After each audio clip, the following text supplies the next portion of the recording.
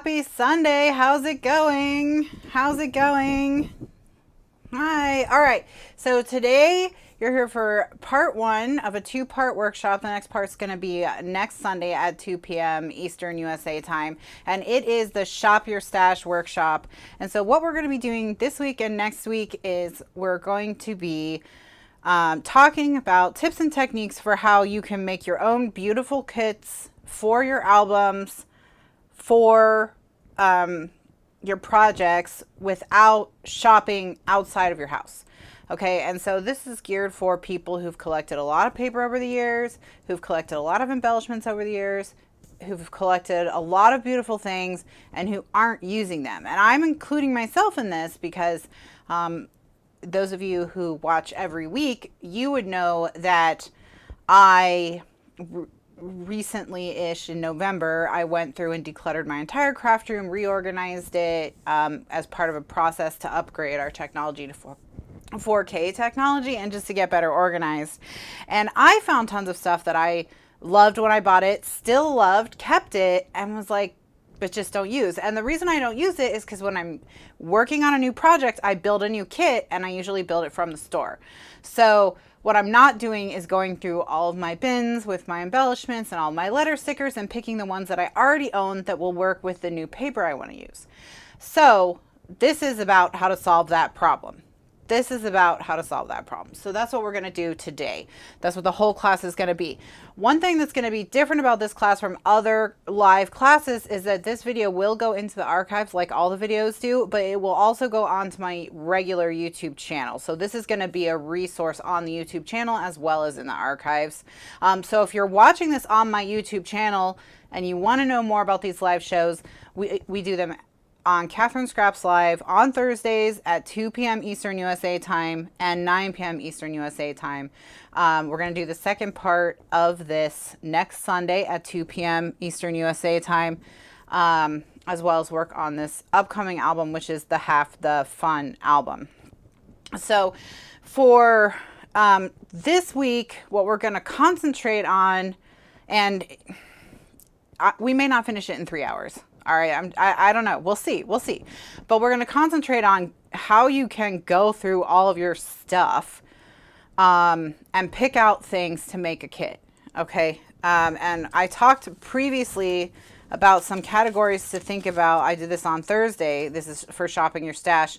We're going to go through paper. We're going to go through cardstock. We're going to go through staples, embellishments, and figure out ways to utilize our stamps and dies as well as making our own embellishments.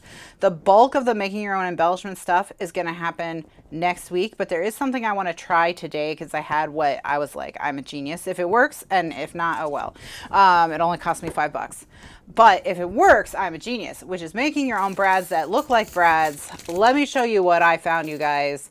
These are called cabochon blanks, and they're earrings. They're for making your own cabochon style earrings, okay? So, I mean, theoretically, they go in your ear. But what do they look like? Because they look like brads. They look specifically like what is the frame around an epoxy brad. And I was like, if you think about it, an epoxy brad is a cabochon. That's what it is. It's just that instead of having this prong, it has two prongs. Okay. And this bag was like $5. This bag was like $5. So I want to try making a brad with these at the end so that if you guys want to buy these things, these blanks, they're called cabochon blanks. You can. Now I tried, and let me see if I can find it. Here it is. I tried snapping the earring portion off with a pair of pliers, but it just bent. It's on there very, very strongly. So we can't turn them into just discs we would glue down. We'll have to use them as brads, but it bent pretty easily. So, you know, as far as using them like brads, see how easily they bend? So it's not like we can't use them the way we use brads. All right. So that's our discovery for the, or well, yeah, like I said, we're going to see later how they work, if they work. But that's coming up. I want to see if I just found a way to make expensive looking brads for cheap. So,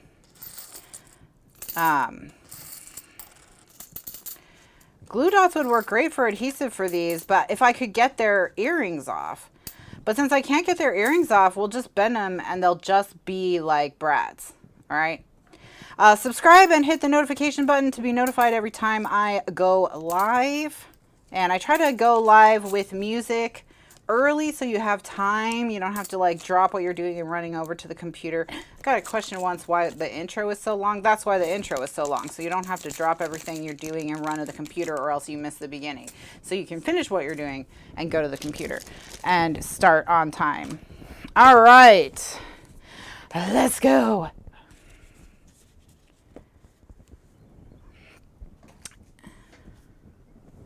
Okay, so when we're talking about making a kit for a project, the first thing you have to think about is not paper. The first thing you have to, well, I have a thing called a button shank remover, which would probably take it off. And what button shank removers are they cut the shanks off of buttons. So they take buttons that have the loop on the back and they make them flat. So I have one of those somewhere and I could use those, but I'm just going to use that the way we would use brads, and then they'll function just like brads. Because you saw how easily those little tails bent. There's no reason not to use them like that. Okay, so the first thing we're going to do, we'll do this at the end. Let's move them over here. Let's just take them off the screen so they're not distracting. The first thing you need to think about is abstract. And that is, what are you doing? Like, what kind of project are you making? What kind of photos are you using? Who are you giving it to? What are they going to use it for? You have to decide on the theme of your album. What's the purpose of your album? Okay. So, this is kind of, this can be tricky for me because, you know, I'm not putting photos in most of these things because most of these things are displays as examples of the classes, but they usually have a theme. We're finishing a travel album right now, and this one is going to be boy, masculine, boy, gender neutral. So masculine to gender neutral is the theme of this album. So a boy album, let's say a little boy album, is what we're going to do. All right, now for normal people, you know, or people who craft it a normal way, I guess, would be, you have a pile of photos, you want to put them in an album, right? And so you start with the photos. And if you struggle with the photo portion of it, picking your photos, editing your photos, choosing which photos you want to use in your book, if that's what you struggle with, okay, I have a class for you. It's called Collection Commotion.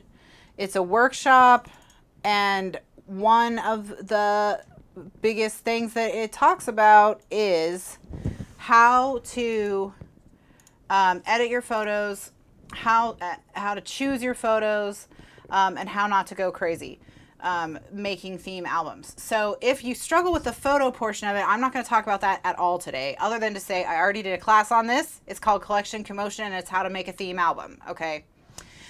So if you need help making a theme album just in general, what you don't even know where to start at all, check out Collection Commotion. If you're watching the recording, you can check it out by just typing Kathryn Scraps Collection Commotion into Google, and it'll take you to my website. That'll be the first link that comes up. All right. So my theme is boy album. Let's just say I'm making an album for a 5-ish-year-old boy. You're going to learn a few things today, and one of the things you're going to learn is what I think 5-year-old boys are into, and I'm probably really wrong about it. I don't care. Don't tell me. So to that end, I have chosen 2 very girly paper collections to use, because one of the challenges that we're doing in this album is how to use feminine paper, or paper that at first glance seems feminine, to use a masculine, to make a masculine book. Okay, and so I'm using old paper stacks from my paper stash. Do these have a copyright on 2013 and 2012? 2013 and 2012. So 6 years old, 7 years old.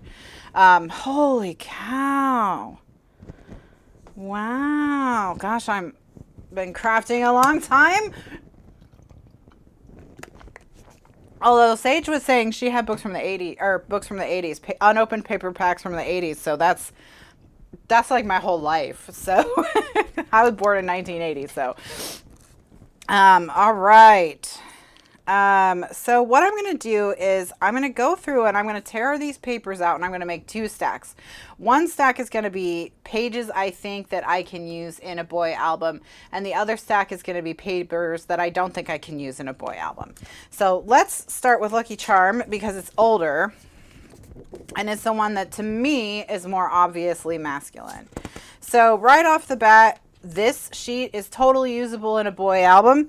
The only one that's like bam in your face girly is this floral, and that's only if you think that men can't appreciate flowers.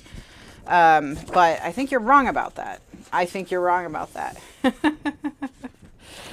That could be your theme, Sage. Kathryn's life. Yeah, can you like, Carter was president when I was born. You can start there.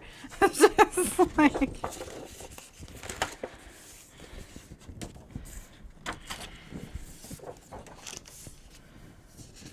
all right, this is a stripe. Same thing. We can use a stripe. No problem. Yeah, we already had one cat visit. That cat, the black cat, is named Tiny Cat because she's very tiny. And we're very creative, as you can tell. And we're very creative. All right. So now we have a decision here. This is one of our first pages that is one of those where this is an up to you thing. I don't think that there's any problem with using hearts for a man or masculine page because hearts symbolize love and you're allowed to love men. So, and they're allowed to love you. So I'm going to go ahead and use this one. And the color yellow is totally gender neutral. This is showing a little pink on my desk. That's only because it's like really intensely saturated. This part is a tomatoey red. So, oh no, Jean. So, I'm going to use this one as well. No problem. And also, as I'm going through, I'm going to look at some of these and see if there's any. No, I'm not gonna go crazy. Don't go insane. Okay, so here's a decision. This floral has this navy background, and I really like that navy, and I think the navy could really ground a lot of our other patterns. We would just have to use this in moderation.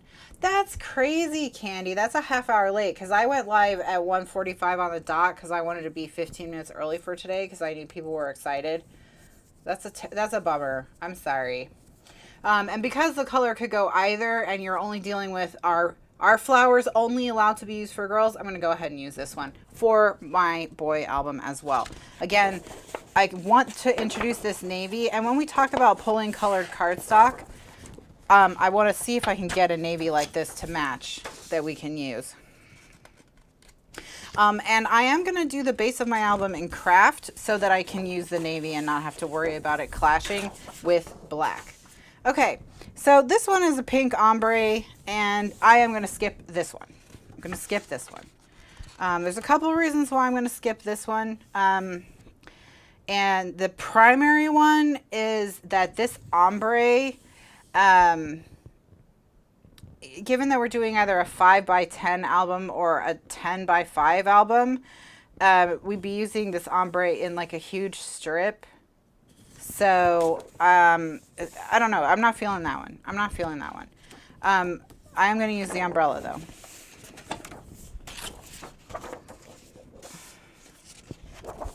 And then here's the navy again. Maybe YouTube was too busy shopping its stash to send the reminder. Pink that leans berry is nice for boys. Yeah, mostly it's the ombre that I'm not super feeling it. Now, what may end up happening is I may pull out every single sheet in this book, and if I do, then I'll go back and I'll pull that ombre. But of course, this is just you know, distressed word background. It's actually songbook background. It's no problem. Now this one is horses, and of course, you know, most kids love animals, but I'm getting a pony vibe, like a Barbie pony vibe off it, so I'm going to skip this one. All right, this one's totally fine. Of course, the yellow and the green are great, and we are going to need journaling spots. I like the pony one, but I'm going to skip it for now.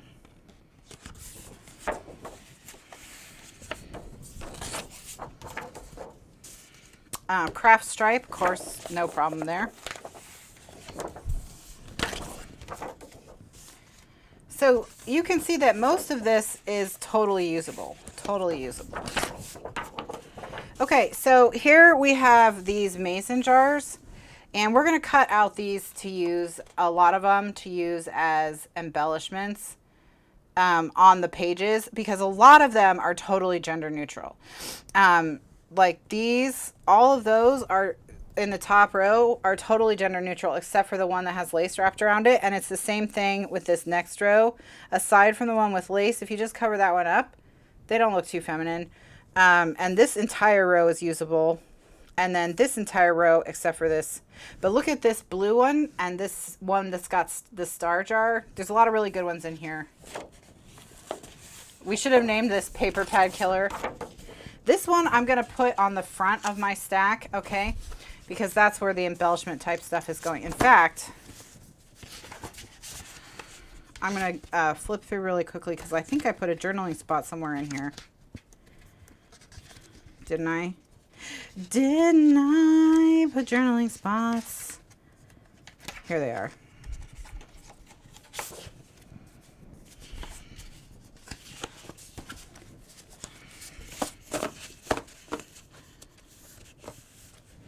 Exactly. It made me immediately think of fireflies too. Melanie and Sage, yes, definitely. I immediately thought of fireflies. Okay, so here we have another floral, and this floral I'm 50-50 on. I don't feel as strongly that I want to include this floral as I did the navy, because while there's navy in it, it's predominantly pink. And again, you can use pink for boys, is whatever. But it just, vibe-wise, I'm not feeling it as much. It's definitely, something about it feels more feminine to me. So I'm going to skip it. But we're definitely taking this one.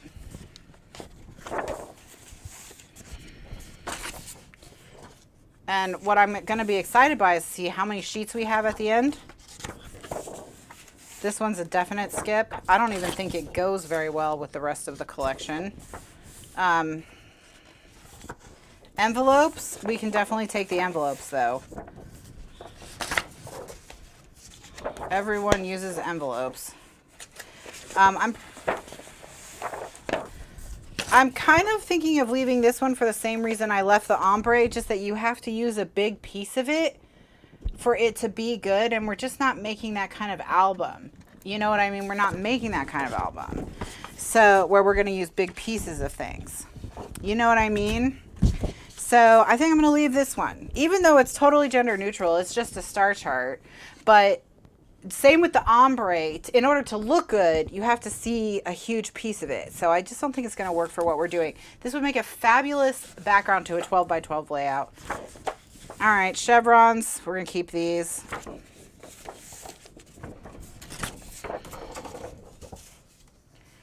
Why can't it be cut up? Well, I mean, you can cut it up, but I don't think it would look very good. I mean, it's some crafting's personal preference too. But I mean, this right here would be a good piece, but this would be not so good. You see what I'm saying? So only certain sections of it are any good. Do you want me to pull one out? The star chart might be a good one for the cover or background. Okay, you guys are really feeling the star chart. Oh my gosh. Okay, fine. This is not a democracy album. This is a gift. This is a gift. I'll try to use it. I think you'd have to cut too much off. But you know what? It can go in. It can go in. But don't get ideas. I'm going to take the craft chevron too, of course. I'm going to take this. I'm going to take this because I love how much navy there is in it. It's going to be really useful for grounding. I had a request to do a boy album. The album is 5 by 10. Why so much pink? Because I don't think pink is a really good picture, as a really good color to use in all paper crafting, because people are pink. Well, I mean, not all people are pink. I'm pink though, but a lot of people are pink. So pink looks good on a lot of people. Pink can be really useful when you're doing a book with people in it, because pink looks good on a lot of people. It's basically a neutral, since a lot of people are pink themselves, and then even people who aren't pink, pink's really popular as a neutral. Millennial pink, for example, was really popular very recently as a new neutral. Okay, so I'm going to pull this out and put it at the front with the other stuff. Okay, so what I'm going to go through now is I'm going to go through, and anything that I don't have 2 sheets of, I'm going to pull it out. And I'm just going to put those at the front just so I know not to pull them, you know, for like the cover or something like that. That's just for me, so that I don't make a mistake.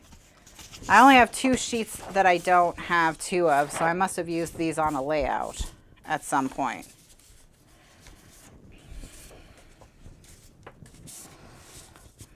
But I put these at the front so that I don't make a mistake. And like, say, pick one. I'm like, oh, I'm going to use this on the cover. And then I'm like, oh, whoopsie doodle, I can't because I only have 1. Okay. All right. So now let's just quickly flap through and see if we have any remorse at leaving any of these. No, I hate all of them. All right. So out of a 48 sheet pad, I was able to find, let's see how many that'll work for our boy album. 2, 4, 6, 8, 9, 10, 11, 13, 15, 17, 19, 21, 23, 25, 27, 29, 31, 33. 33 sheets. Not too bad. Not too bad. So we got 33 sheets out of a 48 pad that was not designed for boys that we can use for boys. So you can think critically about your paper. And see, do you see this page? Where this page is this feels very much like it could easily be a boy page. And I think it is a boy page. There's feet playing in the mud. It did use that floral, but it's got like and this page could easily have been used for a boy. So this sheet I don't have any more of, whatever this one is. We don't have that one anymore. I must have used it on an album. All right, so now what we're going to do is we're going to go through this pad, and this was kind of like the second choice pad. And I'm going to see what I can pull out that works with what's here. All right, so, all right, we've got a black and white polka dot. I'm not going to use this one, and I'm not going to use it even though it's totally gender neutral, because we're not going to use black in this album. We're using blue. All right, but these will work. These will work.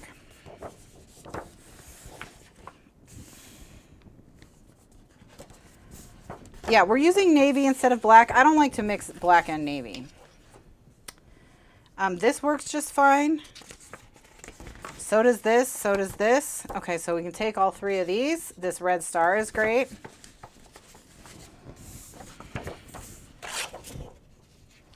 This blue polka dot is great. This stripe is great.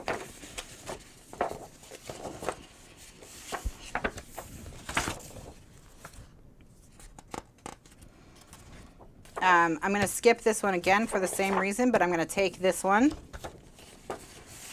I'm going to skip this. Well, this one we could take because even though these are black, these polka dots, these are very tiny polka dots that are in these stripes. They're so small that I don't think it would read black if it was on a blue page. You know what I mean? So I think I'll go ahead and take it. I'll go ahead and take it. I'm going to take the red. This is a tomato red. It looks a little pink on my screen, but it's a tomato red. I think we're going to have a nice fat stack of paper when we're done. I'm going to go ahead and take this gray wood. I'm going to put these frames in our part of that's embellishments. So I'm going to set that to the side for a second. Well, no, I'm not going to set it to the side. I'm going to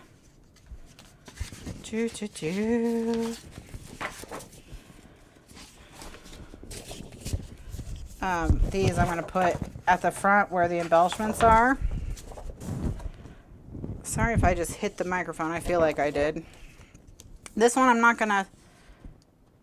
Well, actually, I think I can take this one because the album's 5x10, so I just wouldn't use the border. Yeah, I've got 10 inches of just the cream, so I'm going to go ahead and I will take this one. You know, it's hard to use something like this, but it would be useful for matting. So I think we can make this work, so I'm going to take it because I can either use it as just the distressed cream or not. This stripe is fine, I think, and I'm definitely taking the Scotty Dogs. We might be able to make our own custom journaling spots out of that page too. I think this yellow is wrong. Can you see? This is the yellow from the collection. These two yellows, let me think. Where's our yellow sheet? Yeah, see, we've got this as like a more greenish yellow, and this is a much warmer oranger yellow, more red in this one, more blue in this one. So it's this, and I don't like this one. I like this one more. And this one is throughout the collection, so I'm going to pass on this one because we'd only be able to use it on a very few pages. This is charcoal. I'm not going to take it. This one, it's the same deal. I can use the distressed background portion of it, no problem, so I'm going to take it.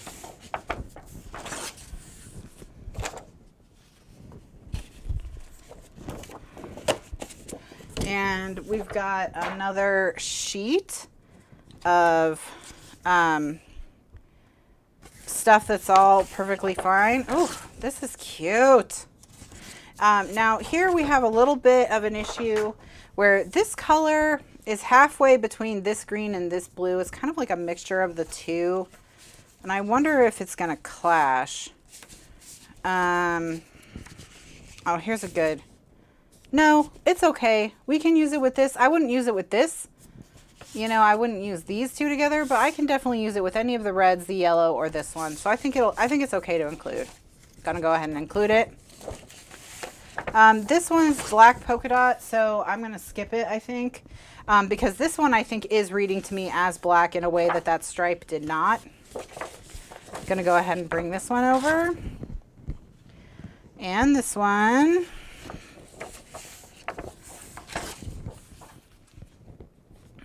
We can take this one. I'm going to skip this one.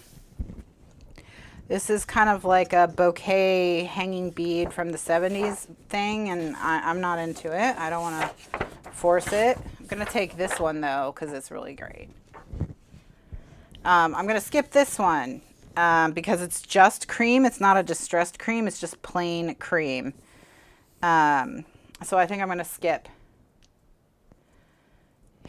He said, let's be clear, no pink, no flowers, then walked away. Aw. That's not, this is for him then. Tell him I'm saving this one just for him. I'll mail it to you. Yeah, I don't know. This one's not, I'm not feeling that one, and I'm not feeling this one. This, of course, we can take, it can go in our embellishments. This one, no, because this is reading black. This one, yes. Well, that ugly yellow's in here. Gosh, it looks awful. I don't even like it as a color, actually.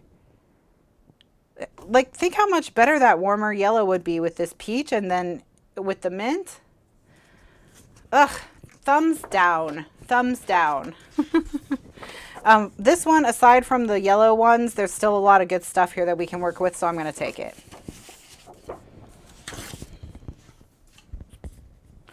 I'm going to take this pinkish peach because it's warm enough that it can work with this yellow. I think we'll be able to use it a little bit here and there, and it would look really great with navy. Let me show you. This kind of peachy color and a deeper blue, they look very nice together.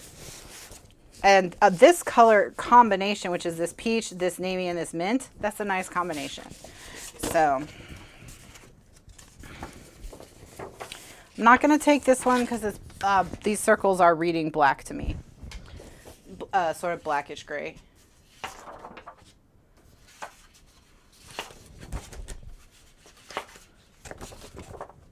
What we are getting out of this one is quite a few distressed solids, which is nice. That's really nice.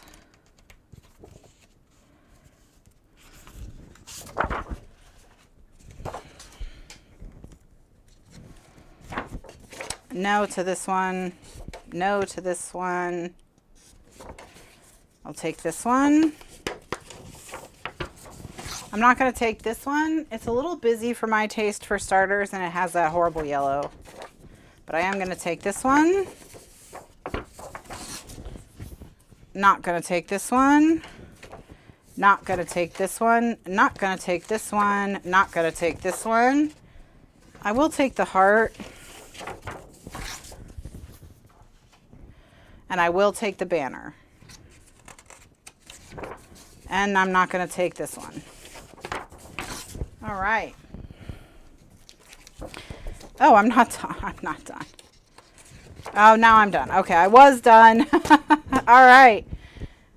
So we got another nice little stack of papers here. Now, we only have one of every single one of these because this was all single sheets. So I'm going to put it at the front where we have all the other single sheets so we don't accidentally use them weirdly. And then these ones I'm putting with the embellishments up at the front so that we know we've got them.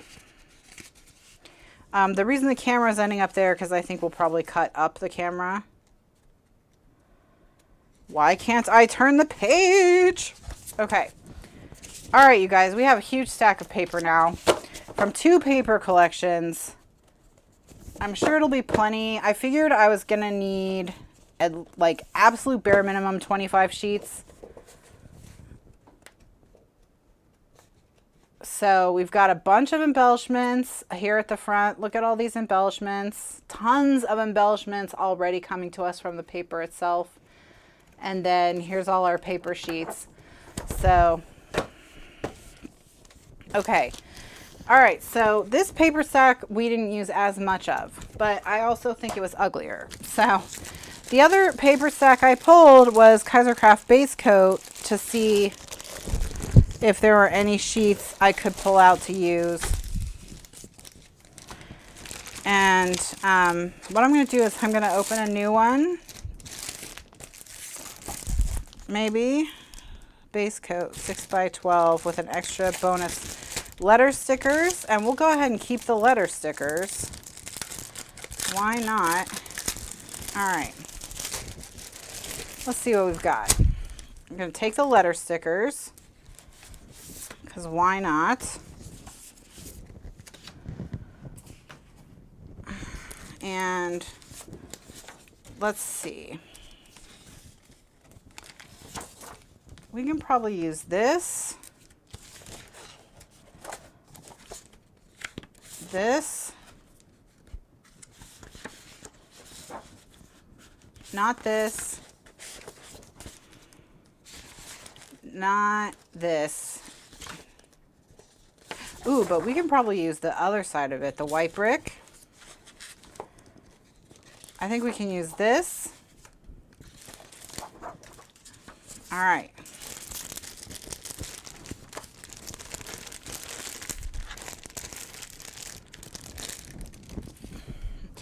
Okay, so there's a question in the chat. What do you do with ugly paper? What you do with ugly paper is you make templates. You make templates. And if you like using a jelly plate and doing mixed media type stuff, you can also use a paint roller to roll gesso onto ugly paper. I have 2 sheets of this guy. Okay. Wow, I have a ton of this one. I'm going to give myself 6 sheets of it since I have so much. Why not? And then, ooh, I found a little bit of a whitewashed wood here. I'm going to go ahead and give myself some of this. This side, no. No.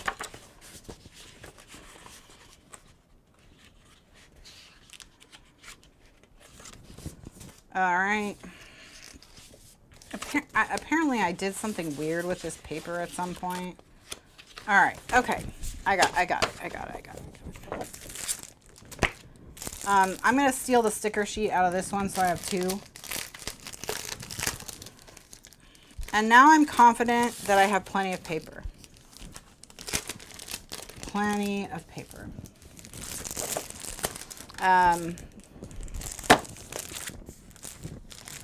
We have way more paper than we're going to need, which is good because I have a little bit of PTSD from the travel album because I only have 1 sheet of paper left and I still have to make 3 photo wallets. So we are not going to run into that problem with this project. All right.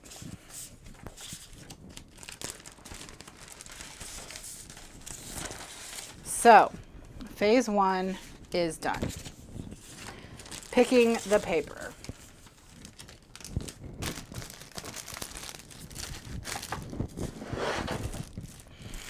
All right.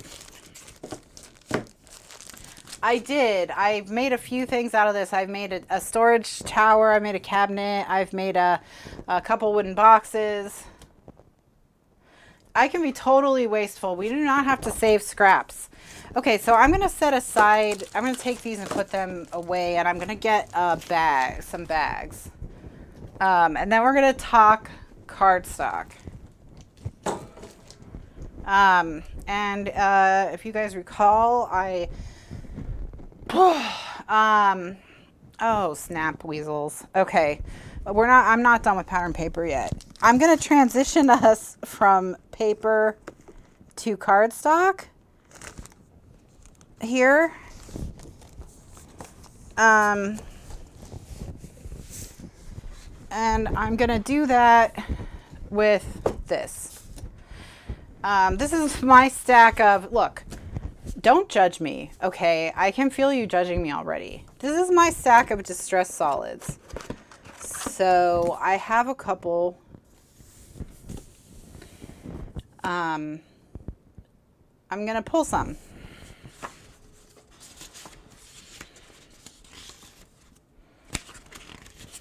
I'm going to pull this one. This orange is too intense. No, not this pink. This is like a real intense raspberry. We don't have anything like it. I'm going to pull this red. Actually, I'm not, because the red is so different pattern-wise. It's like a damask. Here, this one works better. I'm going to pull this red. Wild cherry, wild berry chevron, it's called.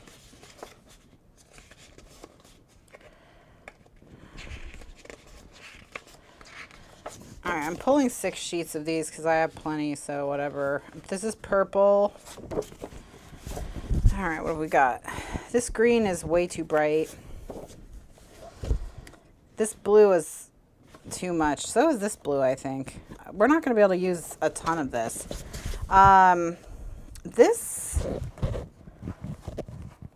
No, this is also wrong. So is this blue. You can see how much more yellow this blue is. So we weren't actually able to pull a lot of these.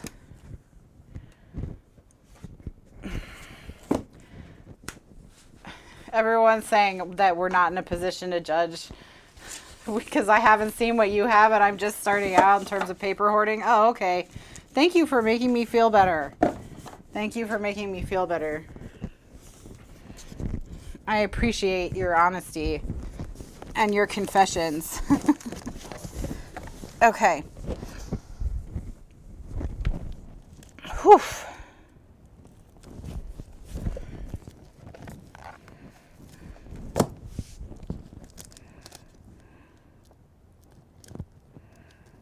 All right, so I'm pulling my craft cardstocks to see which craft is gonna, ooh, you might work.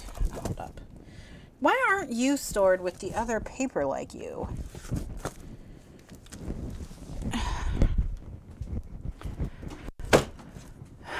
Okay. I just want to see if this is going to work, and no, it's wrong. Okay, fine. All right, so I've got a few different crafts. I've got Paper Phenomenon. This is Basil, I think. Yeah. This is a different kind of basil, and this is American Crafts. Now, the two I have the most of are this basil and this American Crafts, and I only have one pack of these. I'm not 100% sure one pack is enough. Well, no, we used one pack on the travel album. There's no way I could use more than that, right? That would be impossible, right? I mean, this has lots of interaction, but so did the travel album. This has, you know where this differentiates between the travel album is I can get 2 base pages out of one sheet because it's 5 by 10. So I think one pack is enough. All right, okay, so this craft, if this is the one that is looking a little blush, this craft has a little bit of pink in it. This craft has a little bit of pink in it. But you use 2 colors on the travel album. That's true, I did. And okay. I can get 6 base pages out of 3 sheets of this. That brings me to 22 sheets. Another 6 sheets to make the envelopes. That brings me down to 14 sheets left. 14 sheets left to make any inserts.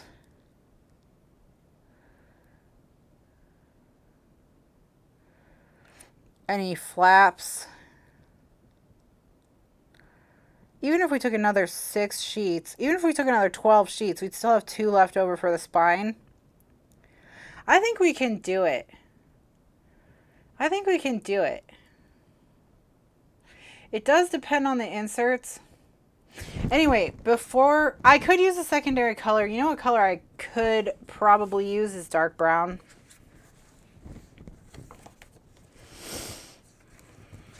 Because if you can use craft, you can use dark brown.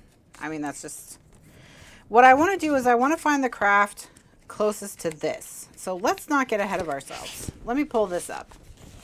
This is the craft I'm trying to match because this is the craft that's in the thing. Okay. So this is, as you can see, this is a very warm craft.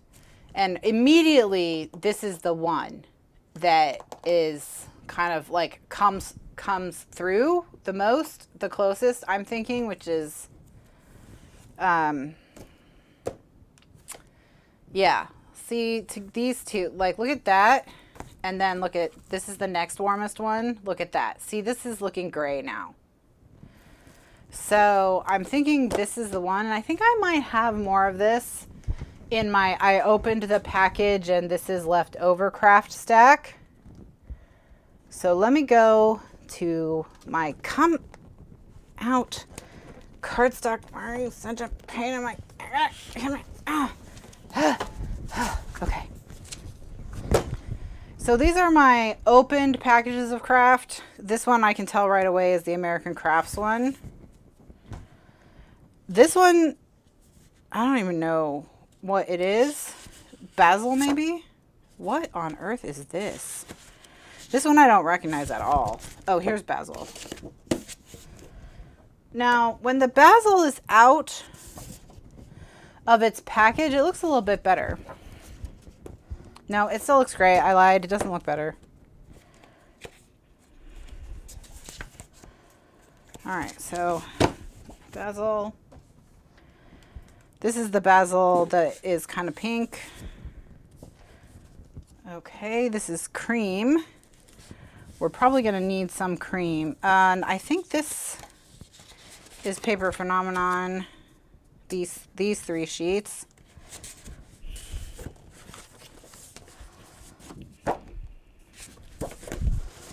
And then a secondary color.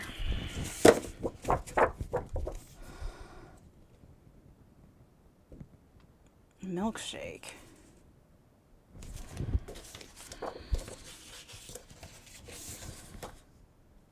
I'm not sure this is this though. I gotta open this.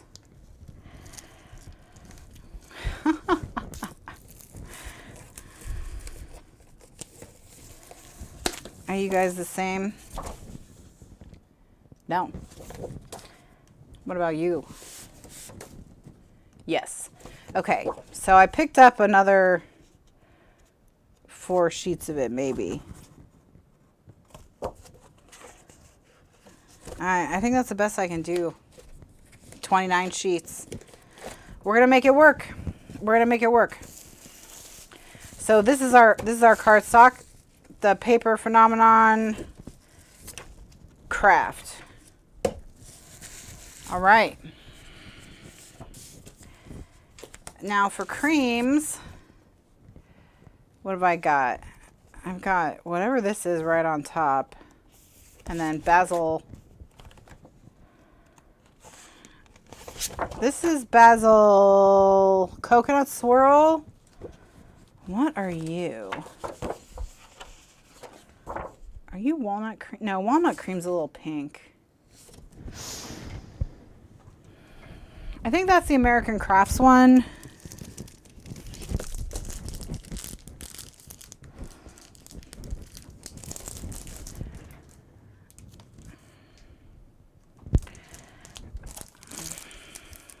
Nope, it's not. This is the American Crafts one. I need a cream, and I'm going to have to match the cream to the cream that's in the collection. Just like we matched the craft.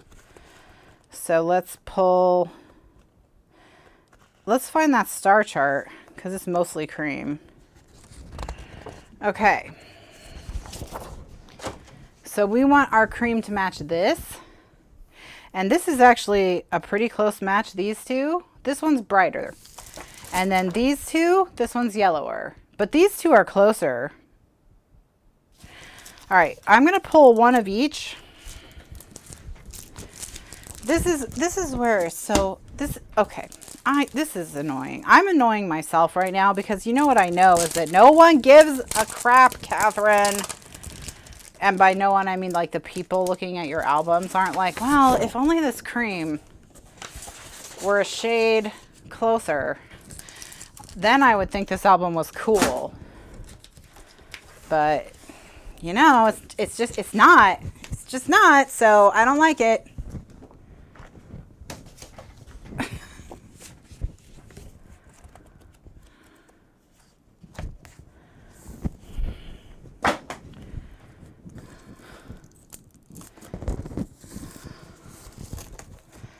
All right, what I'm going to do is I'm going to take the buttermints out of its packaging and I'm going to line all 3 of them up in the center of the desk. Okay, so I don't know if this is going to show up on camera.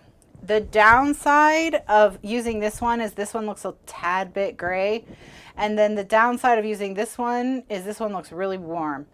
I think the difference between these two is worse than the difference between these two, so we're going to use this one as our cream. And I would never use them together like this, because if I was using this as my base, then I would be using other colors. I wouldn't be using more cream. So this is the way to go.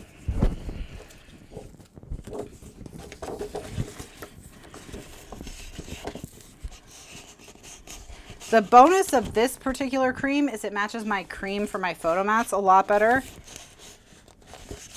than Buttermint's does. And I don't know what American Crafts calls their cream, unfortunately. The other benefit of using the American Crafts cream is I have 2 sheets of it. Here are my photo mats. Oh no, Buttermint's is better. I lied about that one. It's fine. Whatever. How do you look with white? No. Okay. All right. So we're using Paper Phenomenon Craft. We're using American Crafts cream. Yeah, it doesn't. Oh, vanilla it's called.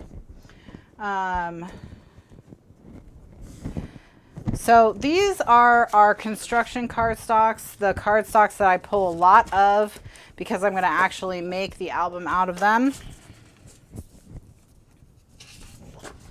All right, so when you guys are going through and you're picking your base cardstocks, okay, what I would recommend to you is white or cream, black or dark brown, or craft. Those 5. And the reason why is if you buy those colors in bulk and always have them on hand, you're always going to have like a couple packs to do your project.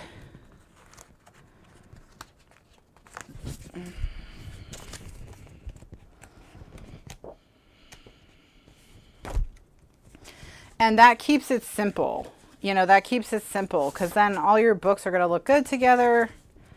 And one of those colors pretty much always works with what you're doing, you know.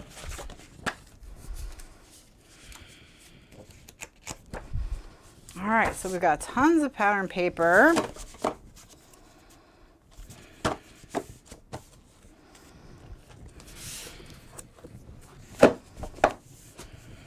We've got these letter stickers. We'll get more letter stickers later. We got our base cardstock. All right, so next is being a 5x10 album. I'm guessing an 8.5 by 11 cardstock would work for most pages, don't you think? Yes. The only issue that you would potentially run into using a 8.5 by 11 for 5x10 is that any pages that have a pocket that goes the length of the 10, you'll only have 1/2 inch tabs on the sides instead of 1 inch. And I don't consider that a problem, but you know, if you like the additional security of having 1 inch, you won't be able to do that. But you will be able to do 1/2 inch. So, I mean, you still have enough. You have enough. All right. Okay, good. So now we have another, you know, thing happening here, which is picking for accent cardstock. There's paper all over the floor. This is only going to get worse. You could make separate hinges if you wanted the inch. Yes, you could do that too. So what I want to do is I want to think about accent cardstock for matting, things of that nature. So I want to look for a couple sheets that have a lot of our colors. And this is, here we go, this guy. This is a good one. I'm going to try and match to this. Going to match to this. All right, I'm going to tidy up some of this cardstock just for a second because I'm going to roll over it. And that's going to make me unhappy. So give me just a second to pick up after myself.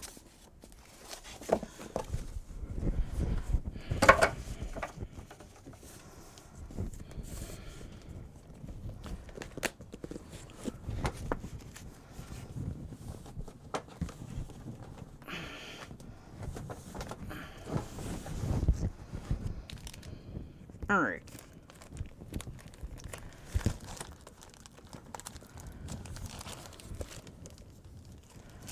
So, cardstock, colored cardstock.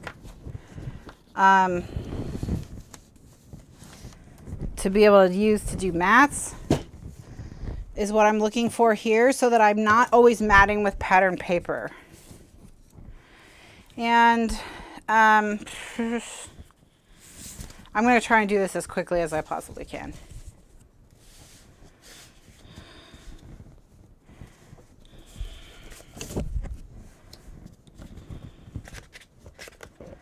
So all I'm doing is I'm just going to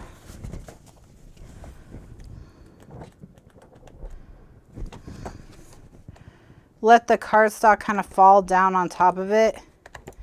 And if anything jumps out at me, I'm going to grab it as something I might want to use.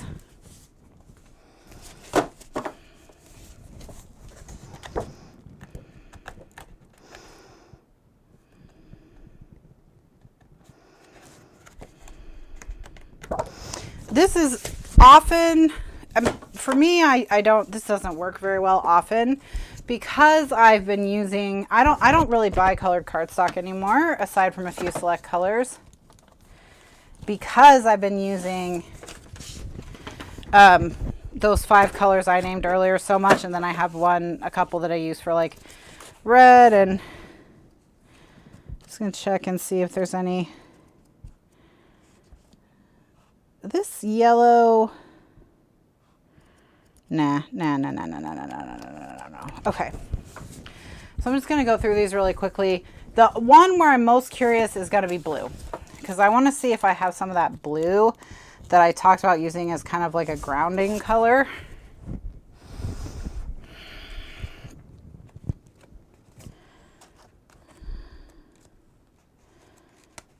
But, you know, I often find, even when I try to use up this cardstock, I should just give it to a school and just stick to those 5 colors.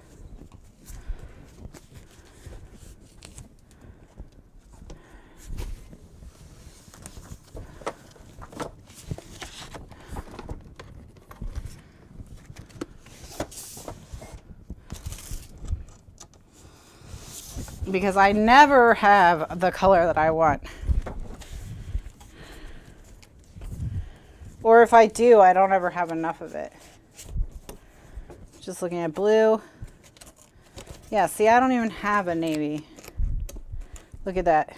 Blue's the worst. I have the most blue and I never have a blue that matches. All right, I'm done looking at colored cardstock.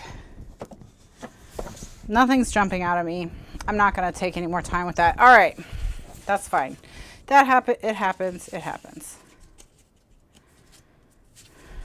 Okay.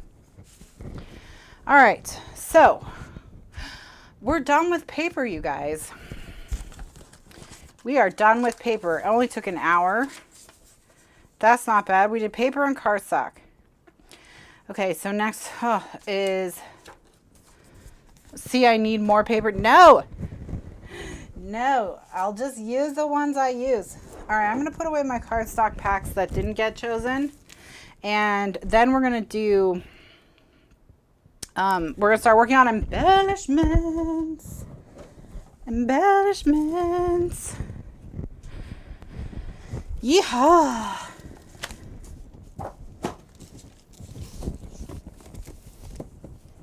I'm just putting my cardstock back on my shelf here. My cardstock shelf. Man, I feel like I've been talking a lot. I guess I probably have been talking a lot. Talk. All right.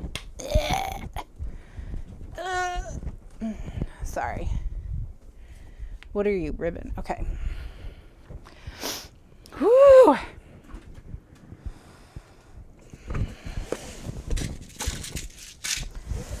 All right.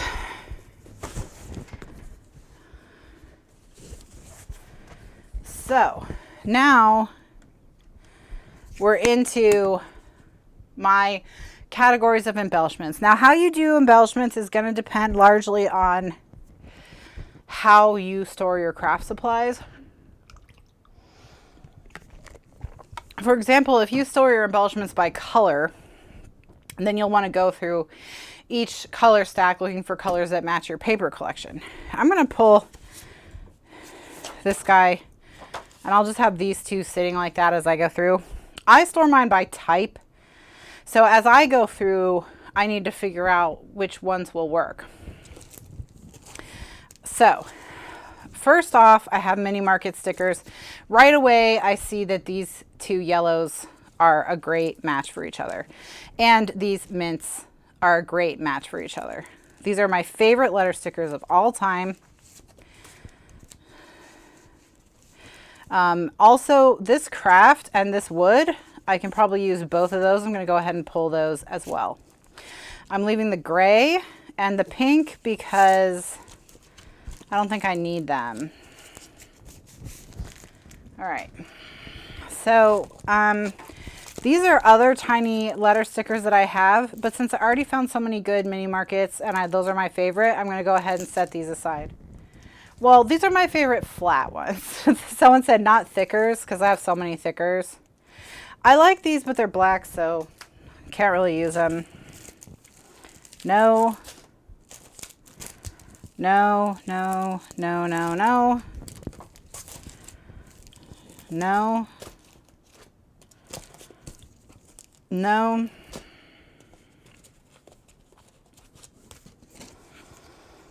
All right.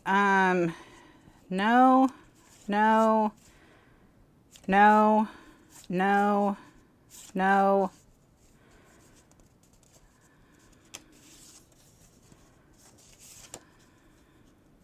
Some of these are okay.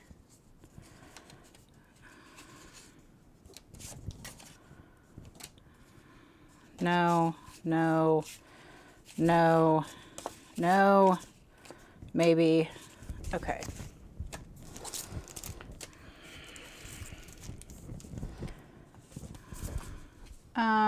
This green, I have trouble using these letter stickers, these two sets. I'm going to put them in here, see if I can challenge myself to use them. No. No. Maybe. Maybe. Maybe. No. No. Oh my gosh. Oh, I have so many of this blue, you guys. How? Wow, I have so many of this. What the heck? What the?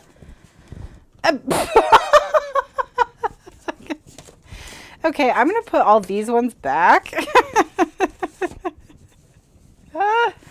What? Don't judge me. No. Do they still make mini market? I think it might have.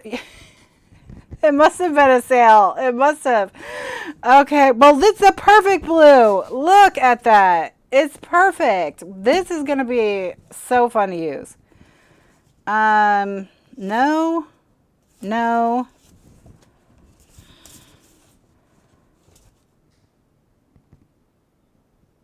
No, not really.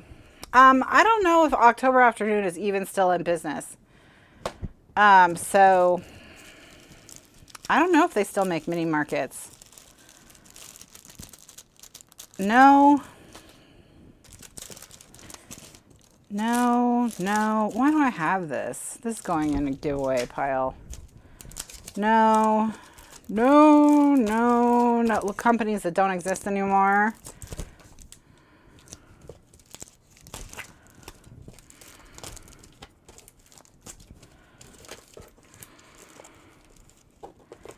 No, no, no, no, no. No. Maybe. No.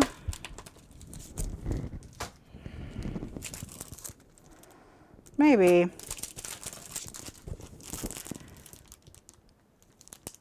No. No. No.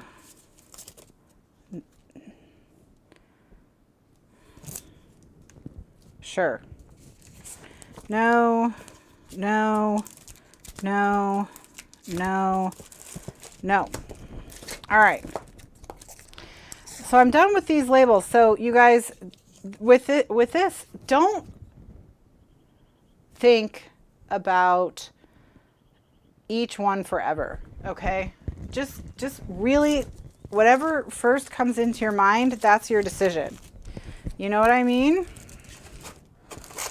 Don't hem and haw, or else you're, at any point in this process, really, or else you're going to drive yourself crazy. You're going to drive yourself crazy. You don't want to drive yourself crazy. All right. So that's it for stickers. Stickers, label stickers, letter stickers, word stickers is the bin I just went through. All right. Next is journaling envelopes, journaling spots, ledger paper, library cards, and tags. Ugh.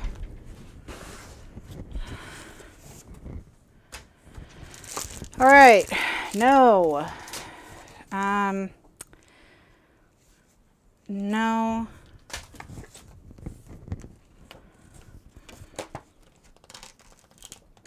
This is just too warm, I think. No.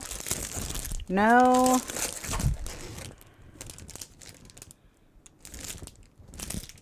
I'm gonna go maybe on this one. This is too warm. No. Yes. No. No. Stuff like this I leave in here because I know where it is and I use it for everything. This doesn't exist anymore, this company.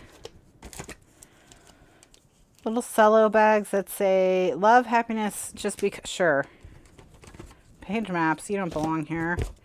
Craft stickers. Some of these frames are maybe. No.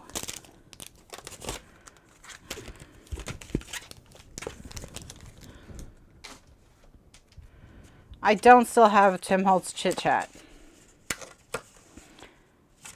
This one is a yes. No. No, maybe. No. No. Yeah, maybe. No. We don't need too many. No. Embellishments. Journaling cards, because we have so many journaling cards in the collection itself. So unless something jumps out at me as like, oh yes, that's very cute, I'm not going to take it.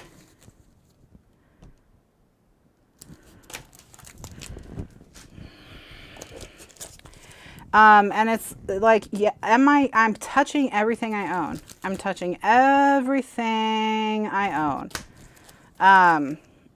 Very briefly, but I am touching it. And that's how you use all your stuff. It's the only way. You've got to put your hands on it. Just flick past it really quickly. Make decision. Am I going to add metal? I will add metal. Metal always stays in a metal. I have a metal section. Metal stays with metal because I know where to look for metal. Does that make sense? I don't keep it, I don't pull it out because I don't want a pack of brads in like a million different kits. You know what I mean? Not really. Maybe, sure. These are okay. Some of them are not even in their packagings.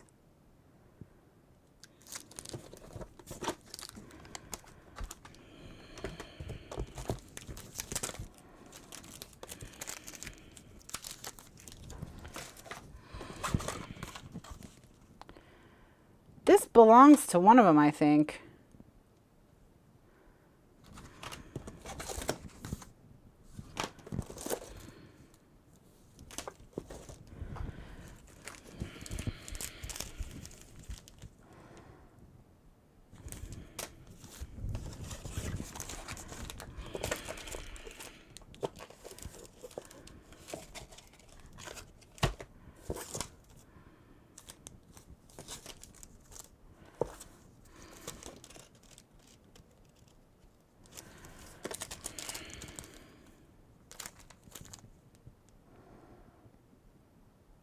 No. Too pink. Not the right style. I mean, I have plenty. It's not like I'm going to run out. So you don't have to worry if you don't. You can be ruthless. I mean, I have a huge pile here, so. It's not like, yeah, 7 gypsies. Some of these companies.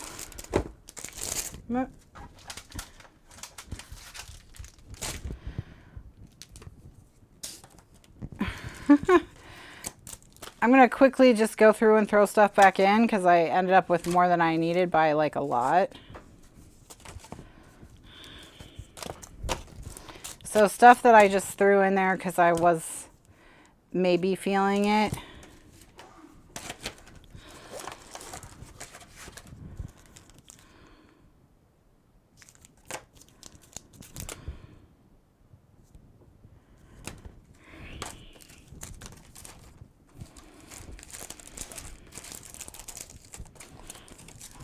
All right.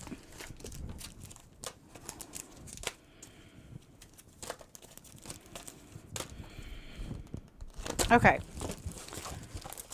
You would pull the wood veneer. I think the wood is the wrong color compared to the wood that's actually in the collection. And there's no green. That's why I bypassed it.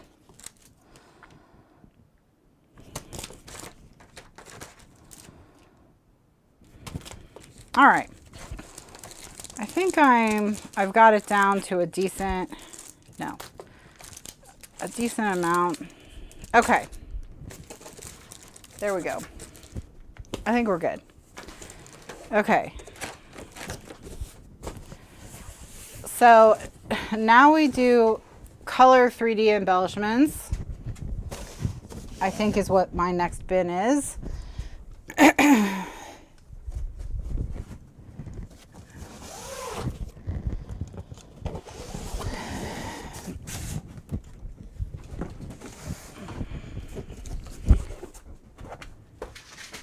Okay, no, we're definitely going to use some of these. I'm just going to do these at the end. No, yes, let's see.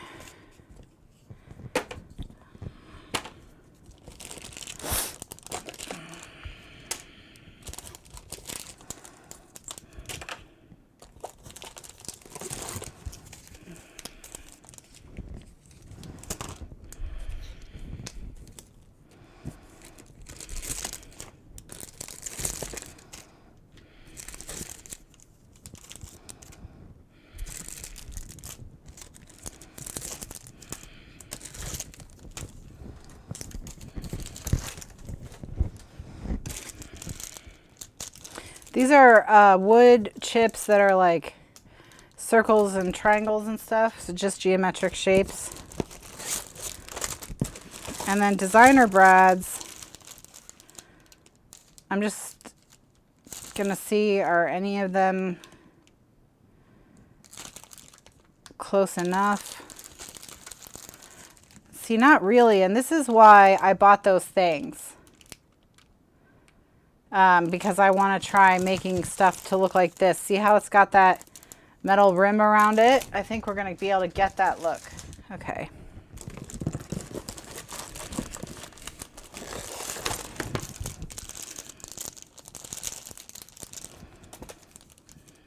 This one I could probably use. Maybe even some of this.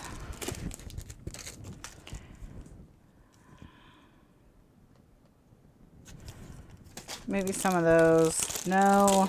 No. Why do I even own this? Cameras. Birds. Ah, so many feet in this one little bag. No.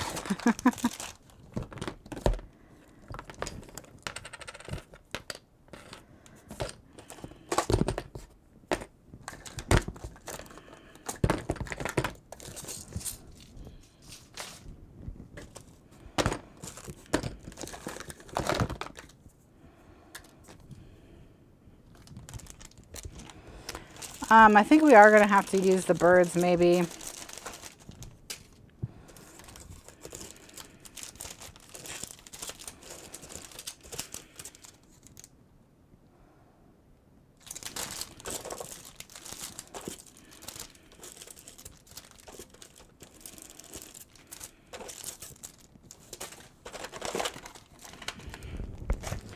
I have so much crap.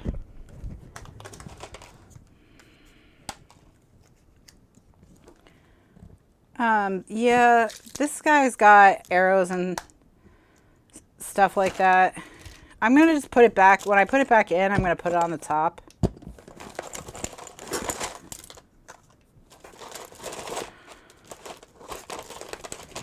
So that, because that's a thing that I would just kind of leave. While watching TV, you can cut off all the birds' feet. Yeah, that's actually, yes, my people. Hearts and arrows, good. Stars.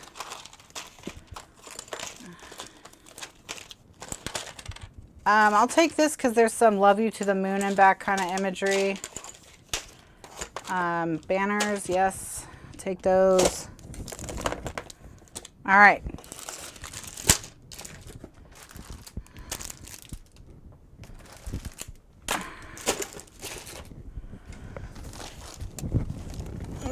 Oh my God. Okay.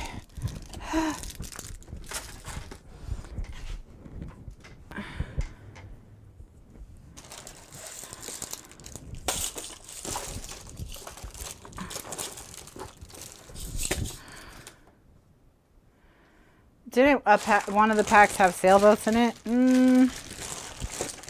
Maybe. Oh, the travel one does have sailboats. Yeah, a few little sailboats. Good eye.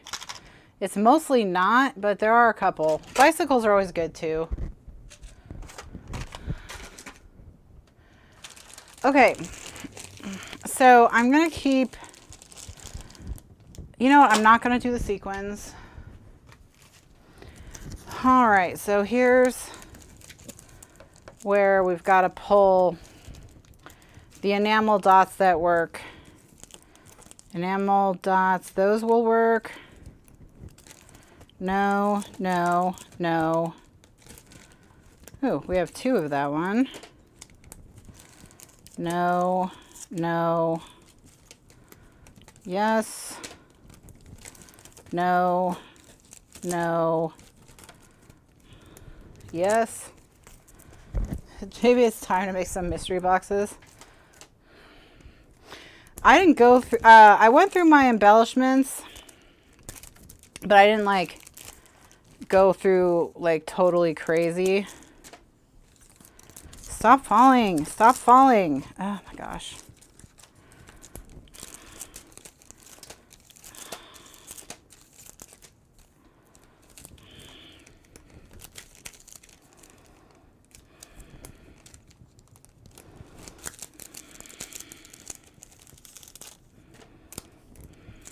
Heidi Grace.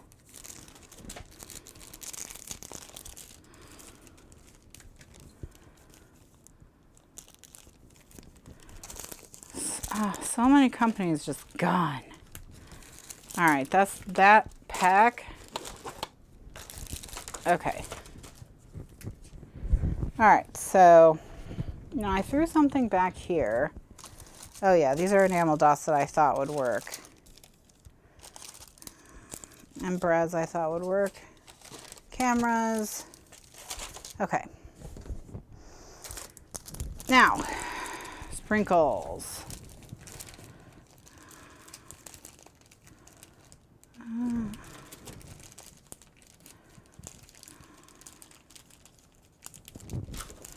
All right. And that's it for this bin. We may not even have to make our own brads, but I'm probably going to do it anyway. Okay, so this I'm going to leave out, but I'm not going to put it in the kit. I'm just going to leave it out in my like projects I'm working on section. Okay. Whew.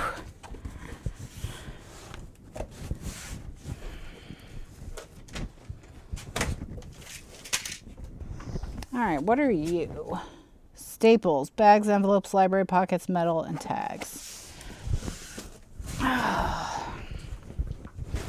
This one I don't take too much out of typically because I know what's in here and I leave it in here for the most part. I'm just going to do a quick flip through and see if there's anything unusual I want to grab. I might throw those in. For the most part, I'm going to leave this alone though. Yeah, this one I normally leave alone. All right, guys, we're done with phase 1. Okay. So phase 1 is kind of stuff I bought that somebody else made for me. Now, obviously this kit is enormous and you don't need to make a kit this big. Because you don't need to pull every single thing that you own. I'm walking around my craft room because I'm looking for something, but I forgot what I'm looking for. Oh yeah, bags. Bags. Because you don't need to pull every single thing that you own. But what you can do, yeah, I mean, I could get a box for all this stuff. That's true.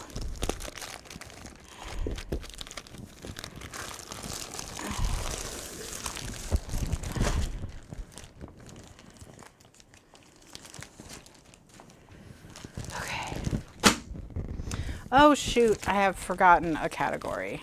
Man, okay. Never mind. I'm not done. Just kidding.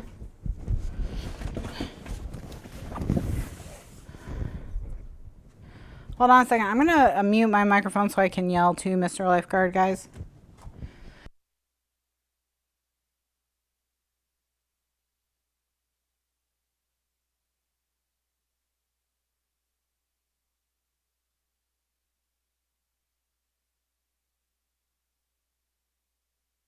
Okay, I forgot letter stickers.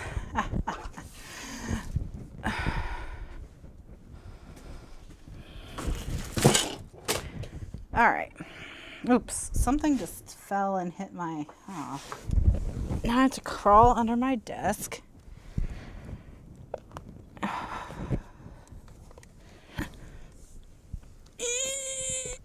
I'm so old. It's just a stickers. Just gonna quickly flip through and see if any like jump out at me. I'm not gonna spend too much time on them.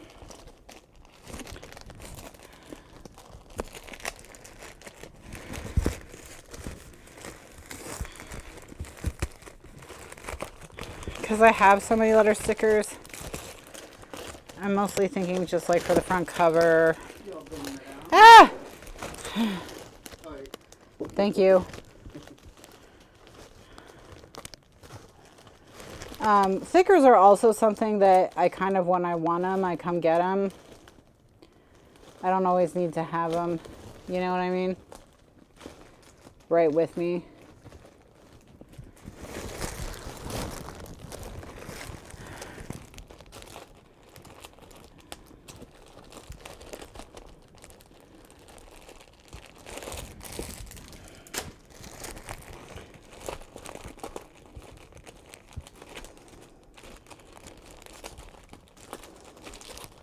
Yeah. All right, I'm good.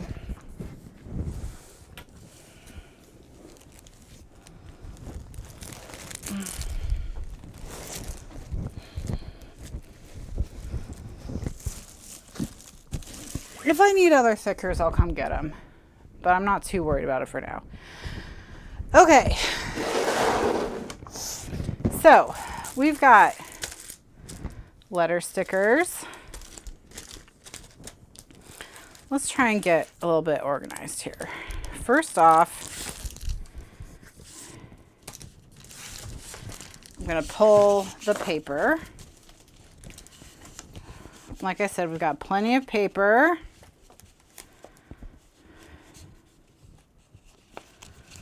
got our nice little stack of paper here.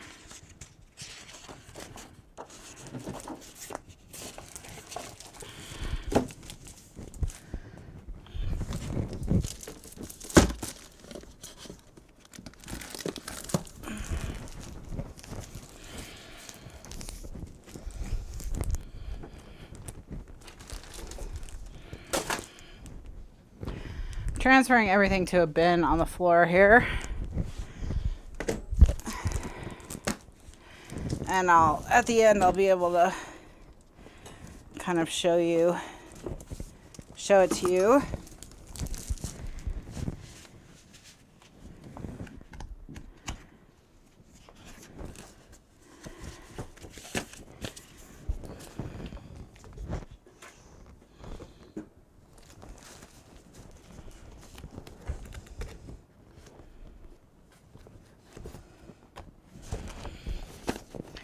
And what I've done is I'm separating the papers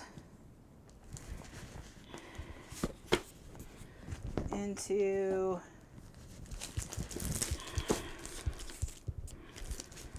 cardstock and stuff like that. Okay, let me show you what I did over here. I'm gonna grab my other camera.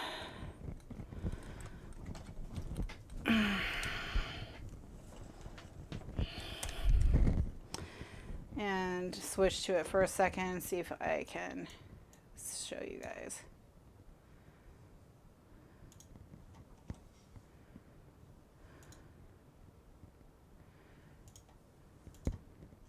Okay, so see on the floor, I have this bin. So do you see this rack thing?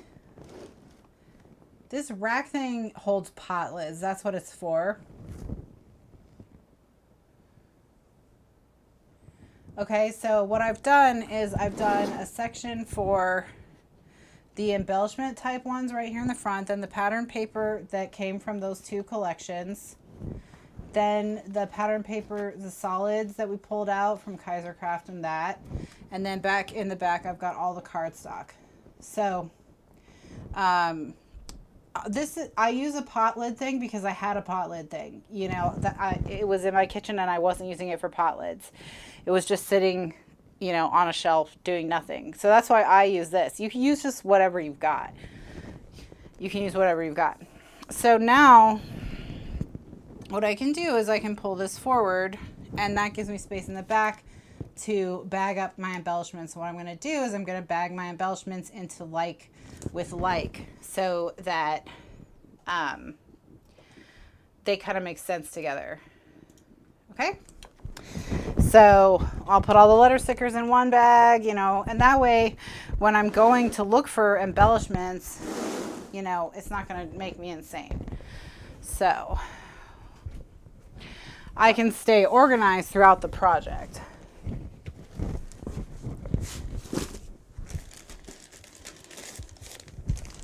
So let's start with letter stickers.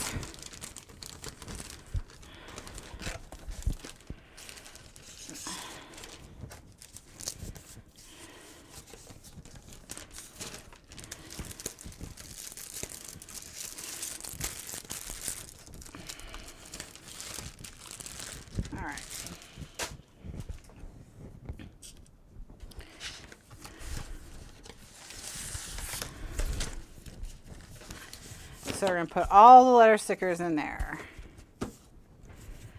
And so I'll have a nice bag of letter stickers. See, these two look really cool together. So that's a nice choice. So a nice bag of letter stickers that I can use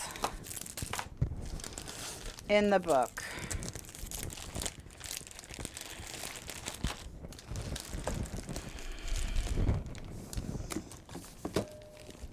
All right. Then the next bag I would make is one that's going to be kind of like flat type embellishments. So like this, I'm not going to use this. All right. So I typically tend to think of embellishments as they're either flat and I can use them for layering, or they're not flat and you can't use them for layering, or you can, but they have to be on top. So what I'm going to do is I'm trying right now to get all the flat ones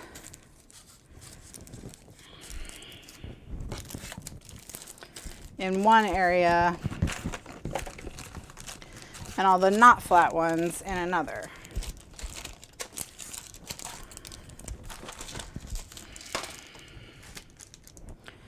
And as I go through these, I can edit further. Like,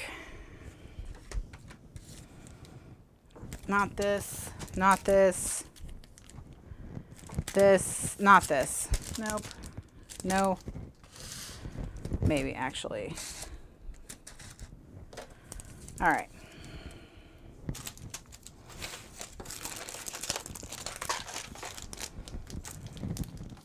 Not this. So it's almost like a second pass when I've got everything laid out and I'm like, oh, I'm not going to use this, that, and the other. Washi tape is flat.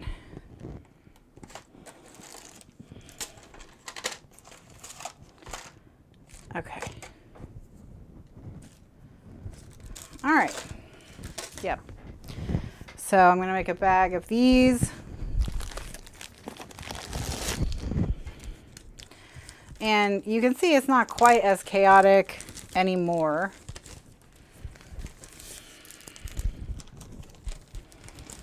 I do want to make this album fairly heavily embellished in terms of using 3D type stuff, more so than the last album, which was all flat, just to mix it up, you know.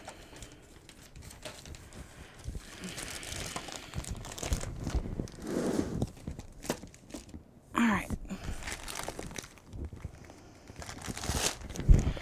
And then this stuff, that anything that we keep,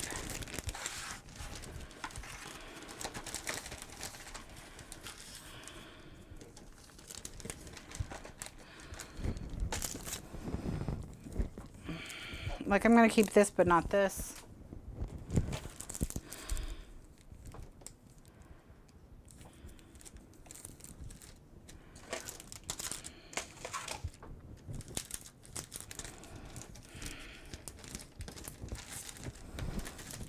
I'm not going to keep this. Well, that yellow. Yeah, that's why I kept it. All right.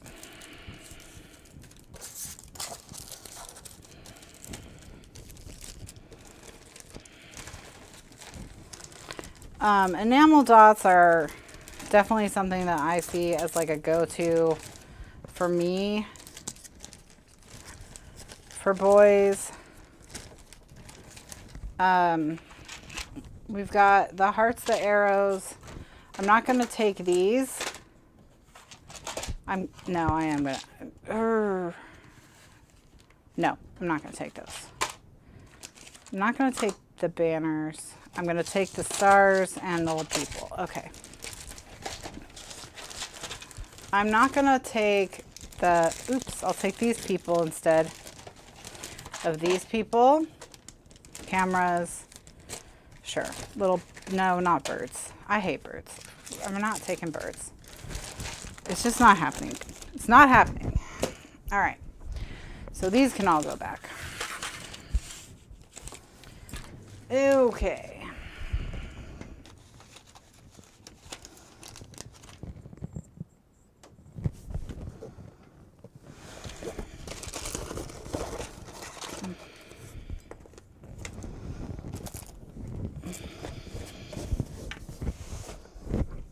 So I'm just putting these all back in their bins. Okay, so that's our kit so far. So the next part is when we start to transition. Let me just check the time.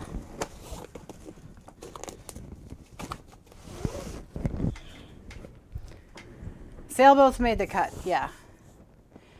3:36. Okay, 90 minutes. We're actually doing really well on time. We're doing really well on time. Okay, so the next phase is stuff you can use to make your own embellishments or modify embellishments to fit your theme better.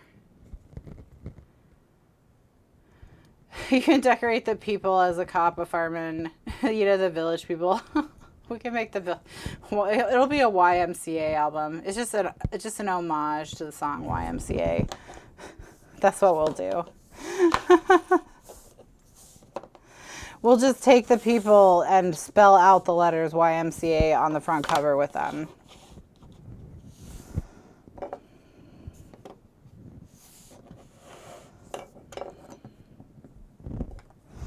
Okay, I'm just tidying my desk a little bit.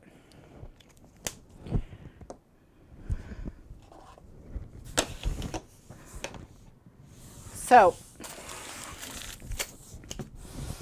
this is part of our making our own embellishments thing. I'm going to set that over here because we're moving closer to that phase. All right, so the next part is getting better about using our stamps, right? So I had talked about how I have all these great stamps. I need to get better about using them and not being such a lame-o. And so now what I'm going to do is I'm going to very quickly and very judgmentally flip through all my stuff and see what I see that might work in this book for our theme. So this is a maybe.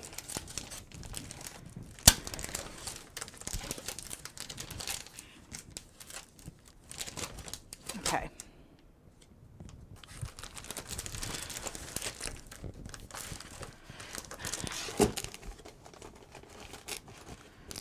Well, I was once at a crop where a woman was making a whole 12 by 12 album about Gerard Butler. So I was like, well, I mean, once you've caught up, you got to get creative. It was just an entire album devoted to Gerard Butler.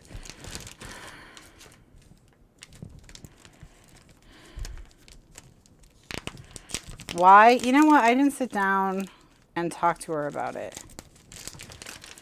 I just noticed it was happening.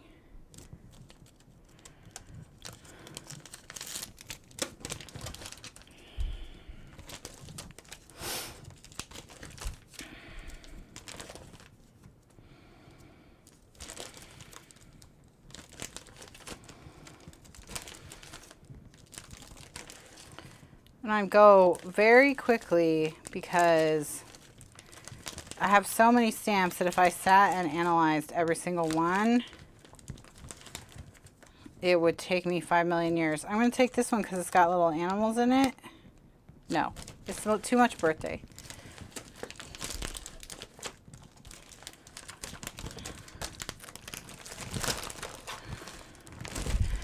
You know, the goal isn't to end up with a stack of 100 stamps.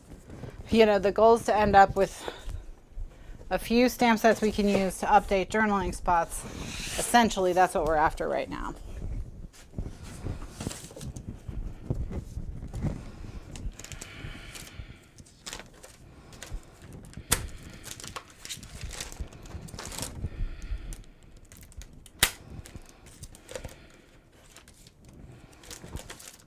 This is one of my most used stamps when I'm doing stuff for boys, because it's all stars.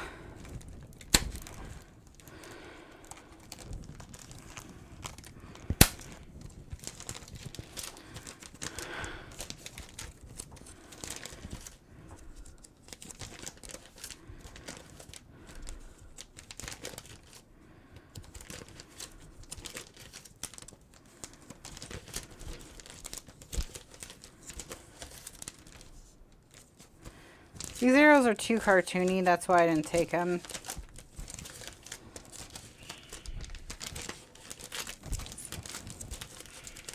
Okay.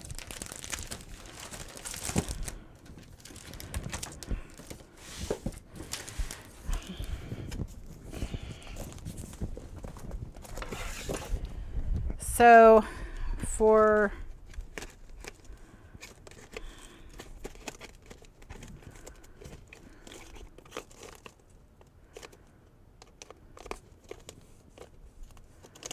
stamps, I'm just going to bring my little bins over.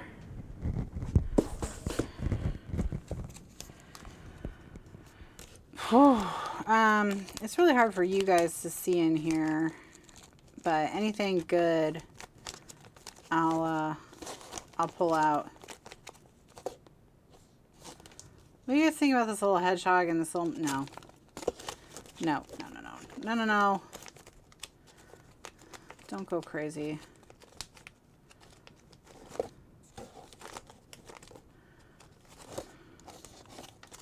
Okay, I'm gonna use this one because there's some really easy stuff we can use to stamp on a journaling spots to kind of dress it up.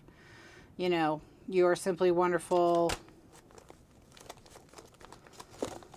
Same with behind the camera sentiments from My Favorite Things. And this one with all the arrows and geotags from My Favorite Things, document it right this way.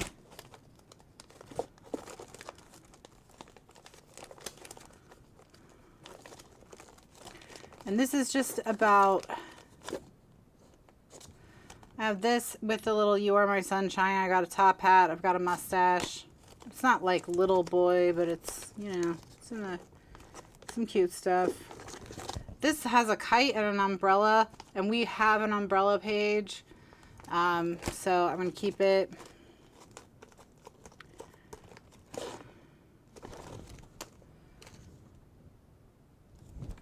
Just anything. You can use that for anything. This we can use, well, no. Ha.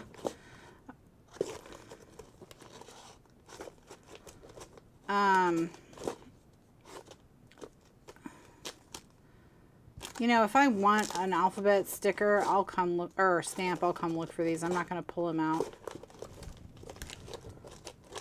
Okay. So, looking at some of these, I've got this, I've got the hot air balloon. There's a bunch here that we can use to decorate our journaling spots. These stars, of course. These circles. So I think I have a good variety of stamps right here that we can use to dress some stuff up. So that's, I think I'm going to call it quits. Do I want to call it quits there for stamps? Because I don't know. I mean, do you guys want me to put my hand on every single stamp I own?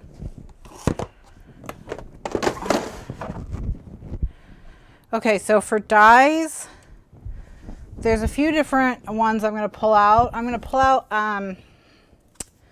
Circles number 2, which is a Sizzix die, because I'm going to use that to make buttons. I'm going to pull out this film strip die I've got, because I can use it to make a film strip. What else have I got over here?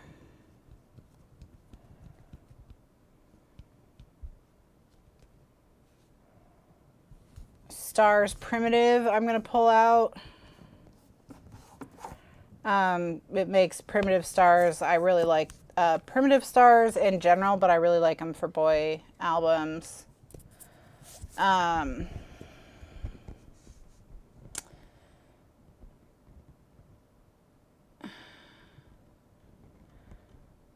Do I want to pull out gadget gears? No, I don't think gears are the right vibe for what we've got going on. That's a little too hard. We're not doing anything that quite that hard.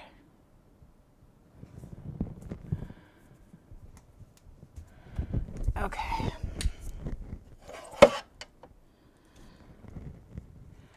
Okay, so I pulled some dies, and I'll show you. I pulled tabs and tags, which is just a tiny tabs and tags.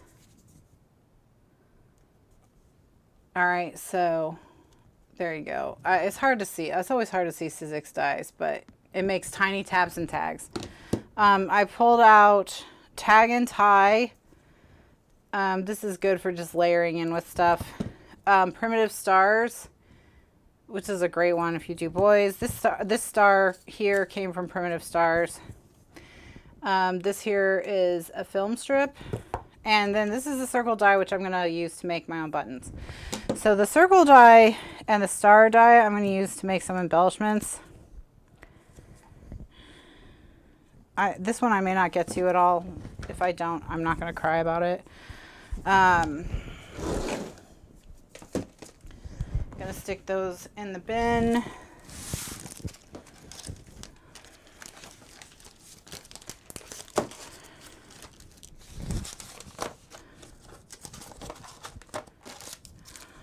All right, got some cute stamps. And so the benefit to pulling all this kind of stuff out of your stash, particularly the stamps and dies, is that when you need to make things, you're not gonna run around like, oh, I want to make a journaling spot. What am I gonna do? You know, you're going to have stuff you can pull and it's going to be right on your desk.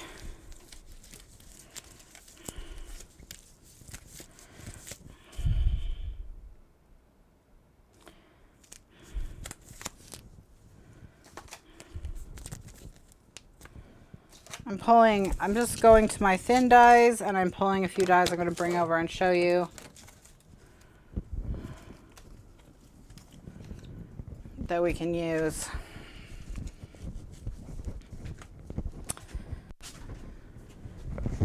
I've got the Simon Says stamp heart and die set.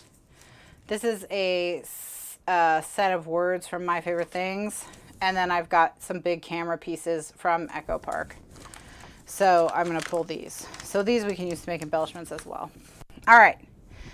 So the next thing I want to do is try to see what we can do with these. No, I'm not going to do photos in mine. So this is just a piece of cork. It's from my kitchen. Do you have the Spellbinders badge dies? I do not think I do. And what I'm going to do is I'm just going to stick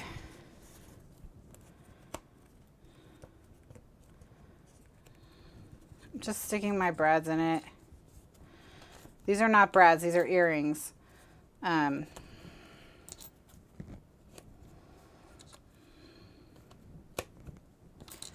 Just so I would have something for them all to set in so they could dry flat.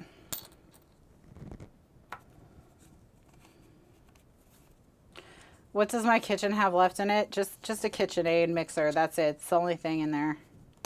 And that's only because I haven't figured out how to use that in crafting.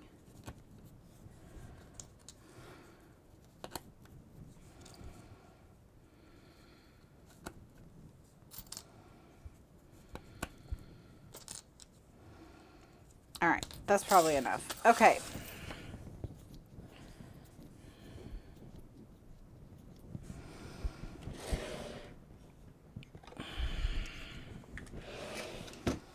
Okay, so this is a 1/2 inch die. These are 12 millimeters, which is just short of 1/2 inch. And so the idea is that we're going to turn these into brads. I'm going to use this paper to do it.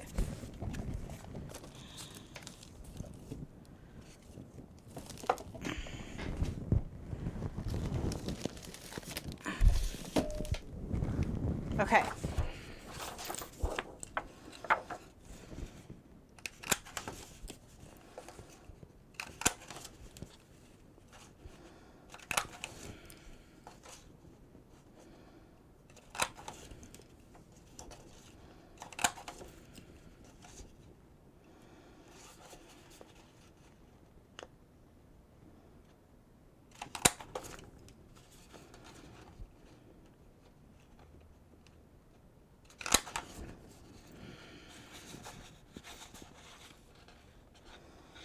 All right, so that's a good start.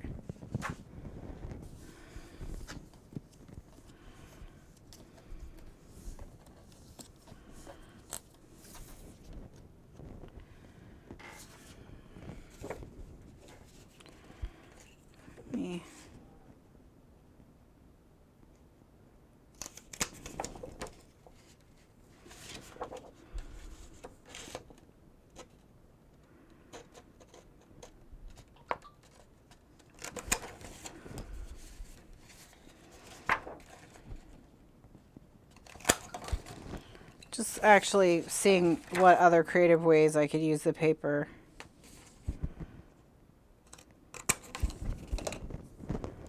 All right.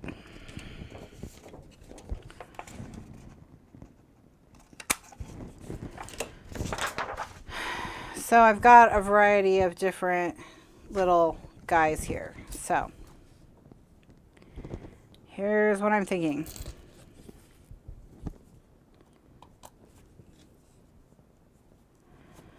What we're gonna do is I'm putting some of these little brad guys on the other side as well, because it was kind of tilting to one side because the brads poke all the way through and then out a little bit. So this way it'll be flat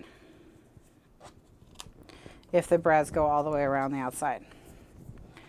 Okay, so I'm thinking we put a little bit of glossy accents in, kind of like fill the bottom, and then we take a little piece of paper and then we use the tip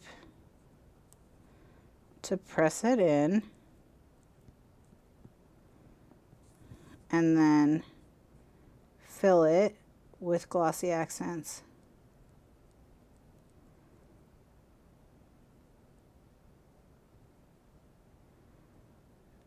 And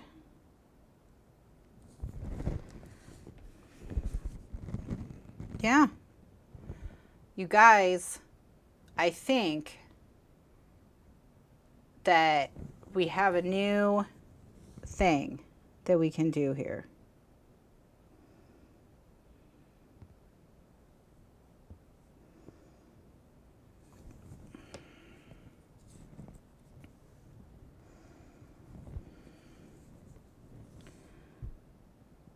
Oops. Don't put too much glossy accents, or when you shove the paper in, it's gonna ooze.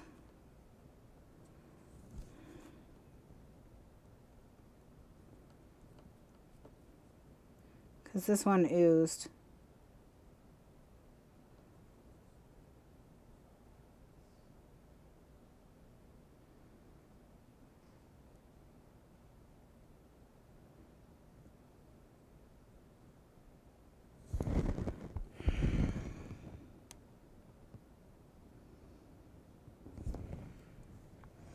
So just put like a little drop.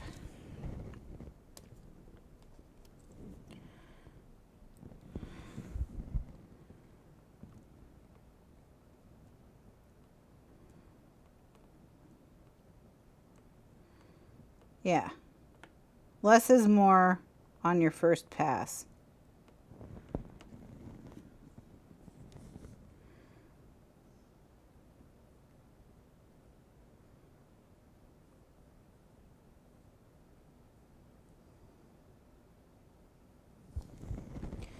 All right, but you can see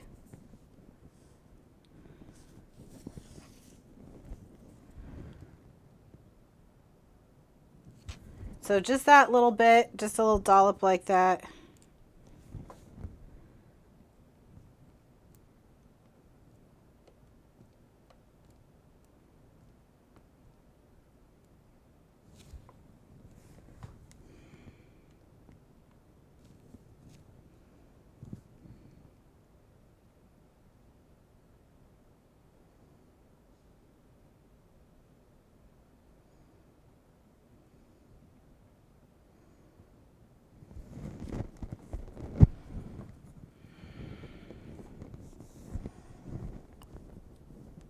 Yeah, guys, I think, I mean, we won't know until they dry. So we'll see on Thursday, you'll see them. But I think we got a, we've got a new technique here.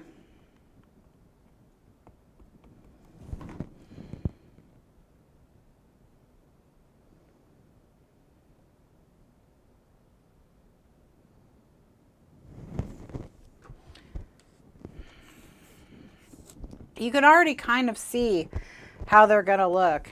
Can I zoom in? I can zoom in. Possibly. All right. Properties. Configure video.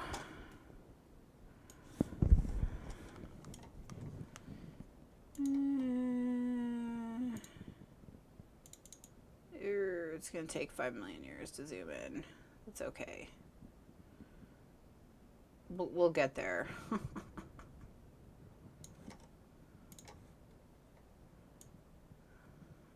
Oh wait, can I just move the slider? There we go. Just gonna... All right, there.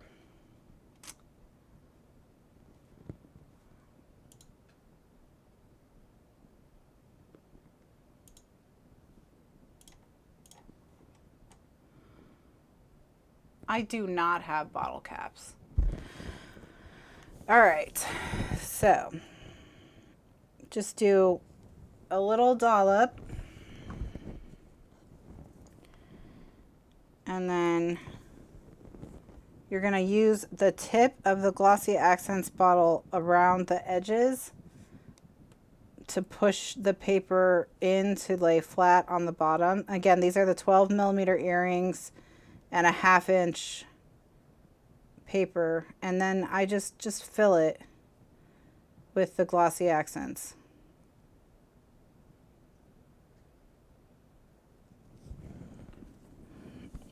Yes, you could absolutely put glitter in them. Yes.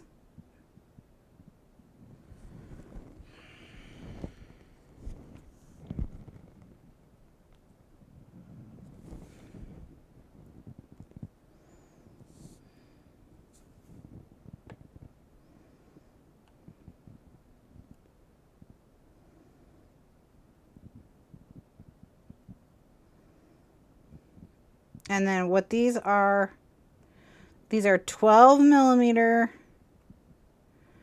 blank cabochon earrings.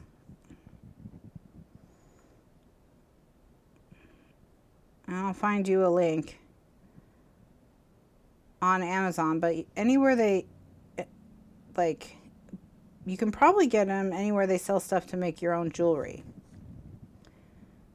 So if you wanted to try locally, they might have them at a place that sells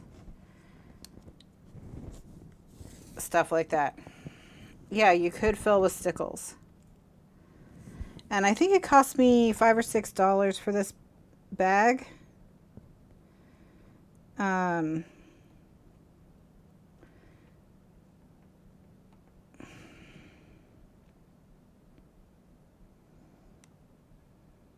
Maybe.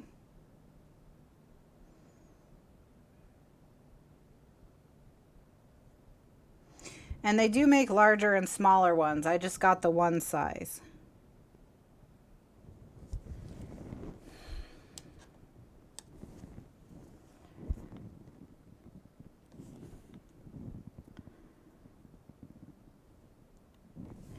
So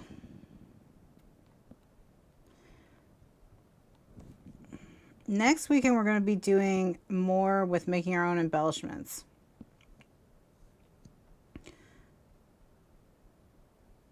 Particularly like 3D layered embellishments. Well, that's what I was thinking, Joanne. Joanne said that's probably what you would pay for 8 pre-made brads, because brads like this are really expensive. They're one of the most expensive scrapbooking supplies.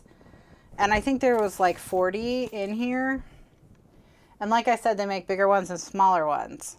So, you know, we definitely can make a lot, and they'll match your paper collection precisely. So even if you have paper that doesn't, a paper line that didn't come with its own brads, like the company just didn't manufacture it, here you go. Now you've got brads.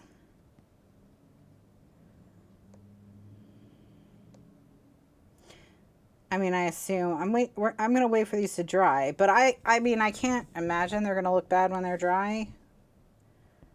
So I'm not like too worried about it. I mean, I am worried that the cats are going to try stepping on them, so I'm going to have to put these up on a shelf where they don't go. But you can see through to how the design, to how they're going to look to get an idea.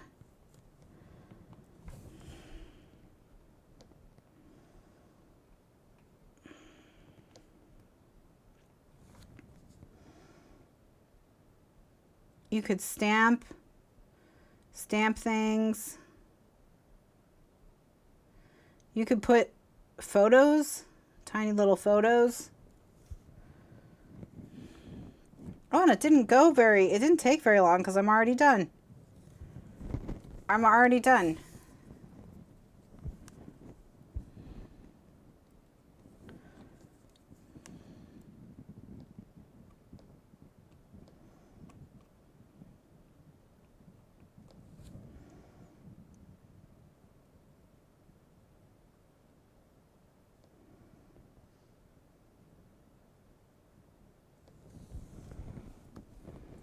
Does Glossy Accents yellow over time? I don't think it does. I haven't had that problem with stuff I've used it on. You know, but regular brads yellow over time. Oh, Scrabble letters. Regular enamel brads can yellow over time too, depending on how well they're made. So,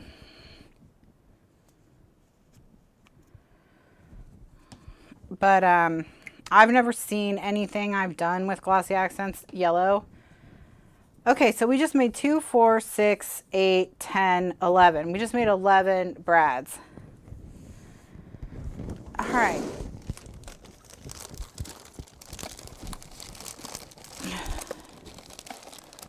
I'm going to go pull.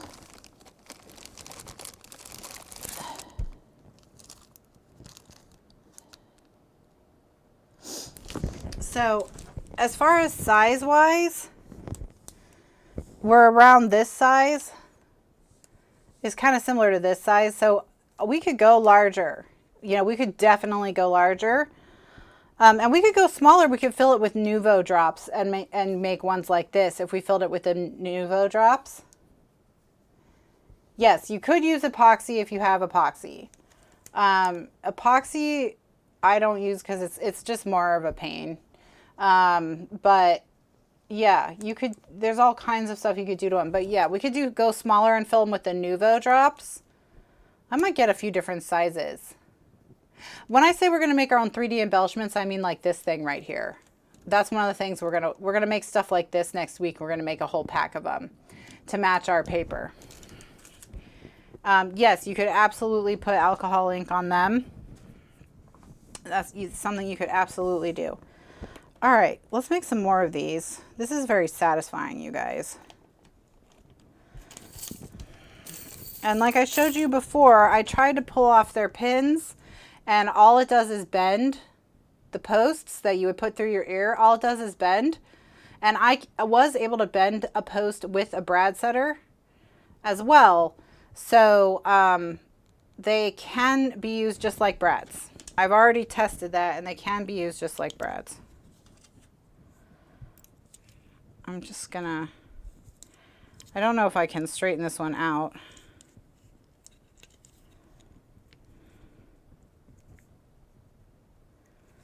Yeah, it's pretty straight actually. All right, no, it's not exactly straight, but.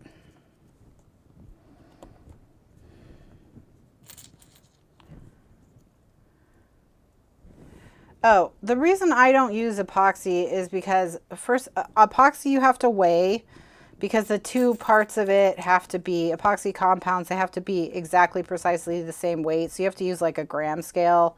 And then you have to be really careful with how you stir it and pour it to make sure it doesn't get agitated and doesn't get air bubbles in it and stuff like that. So it looks beautiful, you know, it's beautiful, but it's a pain compared to Glossy Accents where you just squeeze it. You know what I mean? It's not like, and for me, in my opinion, it doesn't look so much better that I would want to go through the extra steps. But if you already had, could I make one with a tiny wooden star? Sure. Absolutely. We'll definitely do that.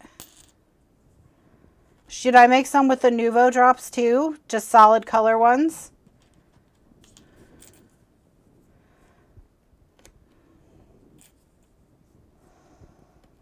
I'm just going to fill my whole thing and we'll just mess around with these.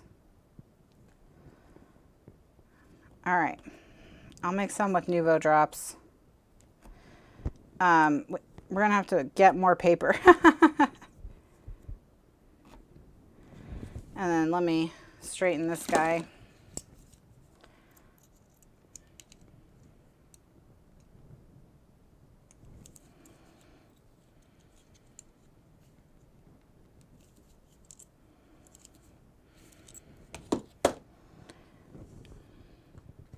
Nuvo drops are new to you. Nuvo drops are like glossy accents, only they are a solid color and opaque.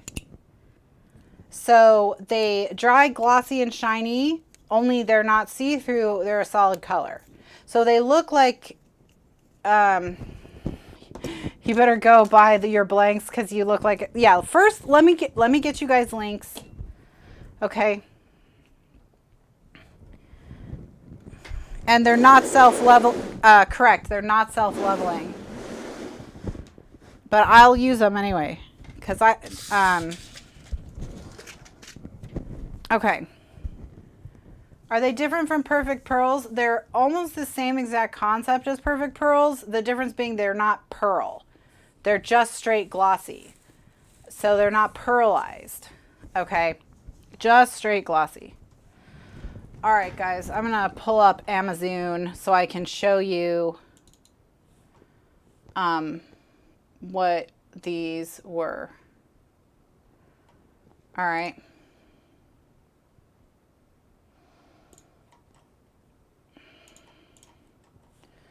But first I'm going to go in my account and pull up my order so I remember exactly what they are called. Okay, so they were $7.48 for 50. So $7.48 for 50, which is better than Brad's. That's definitely way cheaper than epoxy Brad's. In fact, let me go to scrapbook.com and find out what the going rate for epoxy Brad's is. No.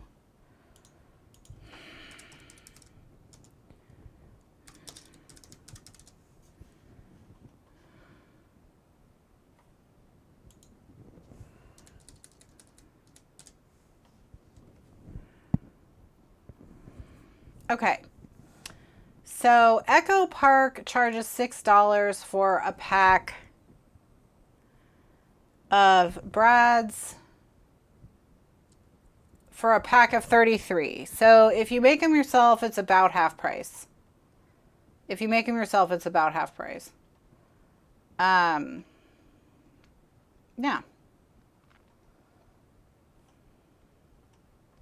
And that's 33 of all different sizes. So yeah, you are going to save some money. Now, you can get these cabochon blanks.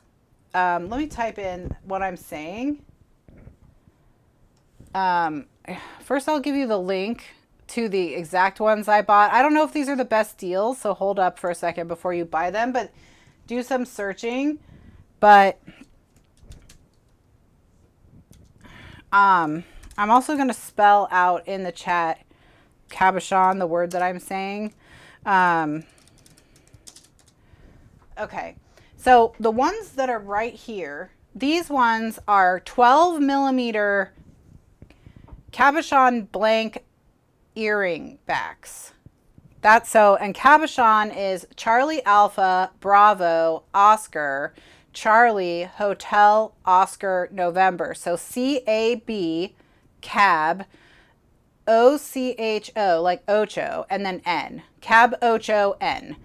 Cabochon. And so you're looking for cabochon blanks, which is or cabochon settings, and these specifically are cabochon earrings. But they come in all different sizes. But you can get like 500 of them for something like $30. So the more you buy, I only bought a 50 pack. That's why I'm telling you, maybe don't exactly buy the one I just linked, because, and maybe just search for cabochon earring blanks. Cabochon earring blanks. Search for that. Let me pull up, let me pull up Amazon. Let me switch to the display. All right, there we go. What's weird about the display? Am I zoomed? It's not showing the whole screen for some reason. But it doesn't really matter. It's I don't know why it's zoomed in like that though. Let me see if I can fix it.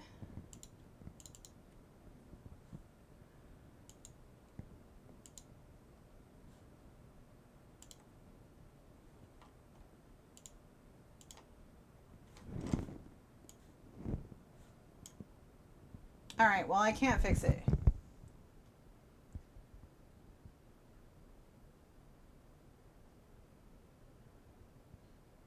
Do they have a mixed size bag? So let's see. So right now what I'm doing is I just typed in blanks and I didn't put in a size. So I'm just going to scroll.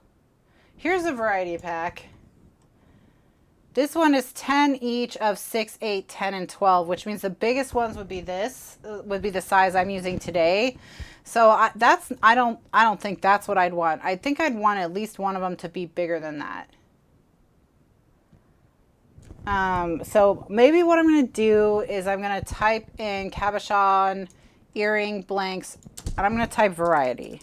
I'm going to search for cabochon earring blanks variety. No, that was wrong. What I'm getting is worse. The results are worse. So, not variety.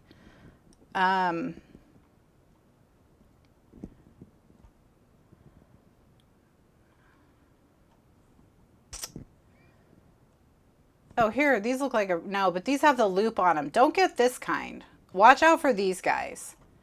Okay, watch out for these guys that have the hook earring. You don't want the hook earring, you want a post earring. Because with these, they're going to have that loop on the outside that you'll have to deal with. So don't get those. Be careful that you get studs.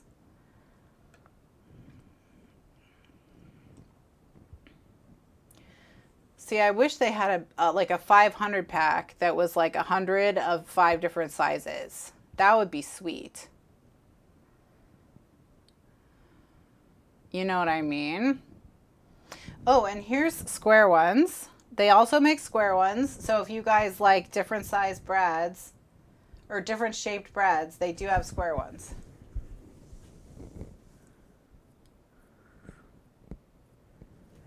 I do have my camera zoomed in, but I don't know why it's affecting the screen. Do you think that's connected?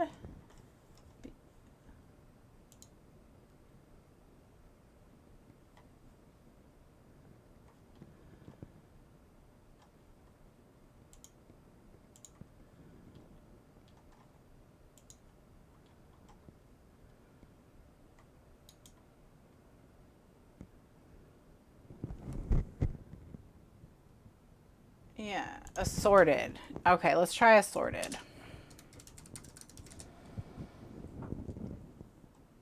Okay, so assorted is going to give us like, I mean, in some of these, like ones like this could be interesting for your more vintage projects. You know, that's up to you. Like, see, here's some really fancy ones. And this is what a cabochon is. Let me scroll over. Or I'll just click on it. Okay, so this glass ball here, do you see that glass ball? That's the cabochon. So these glass balls are what the cabochons are. So you're just buying the bezel, the cabochon bezel or the cabochon blank.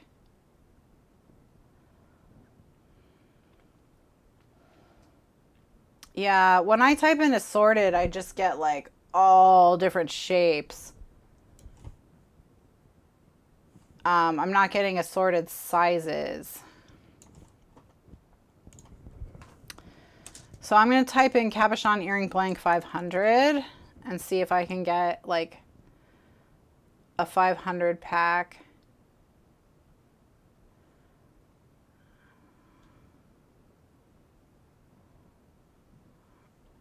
That has different sizes in them. Well, here's one that has 10 and 12 millimeter.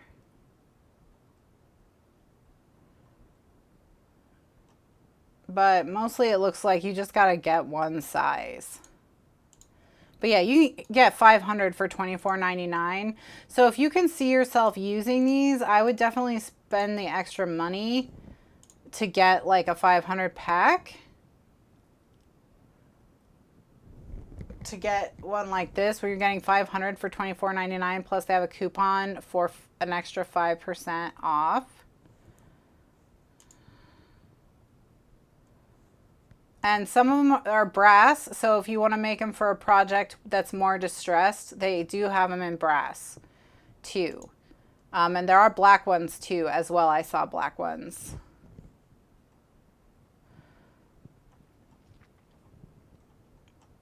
Oh, wait, this looks like an assortment of some kind here.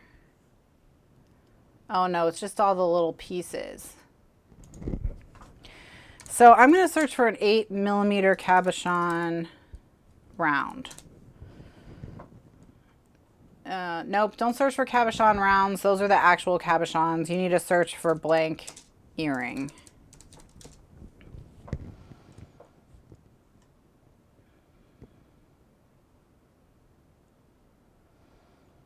Yeah, it looks like you can get any size you want, but they're not going to come mixed up. And maybe look on eBay too, you know, but now you guys know what to look for.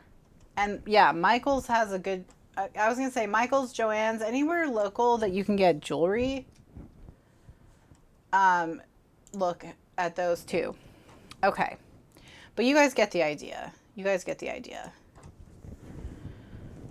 All right, so let's find some more papers. So eBay has 200 cabochons for $11.49. Yeah, I'm gonna check eBay. I'm gonna get the, oh, hello kitty. How are you today? How are you?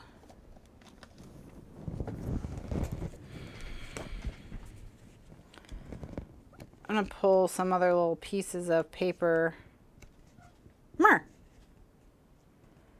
Mer. Oh my God, kitty, don't. Oh, kitty, why? Kitty, no! Oh, kitty. Okay, all right. Whew. That was almost stressful. That was stressful.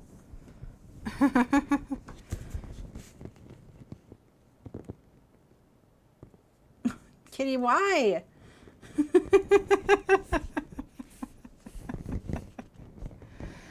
Kitty. Just checking if they're edible.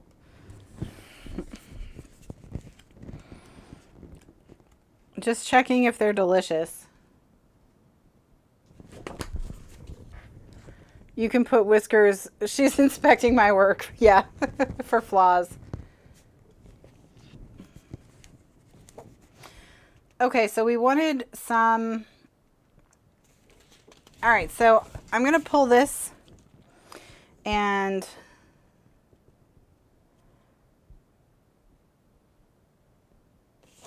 I'm just looking through the pattern paper to see other ones I can grab. I probably should grab the actual pattern paper, not these little sheets, because I don't want to mess up too many of my photo mats. Hi, Skittles. Skittles! Hello, Skittles! How are you, buddy? Hello. Have I been upstairs too long? Have I been upstairs too long?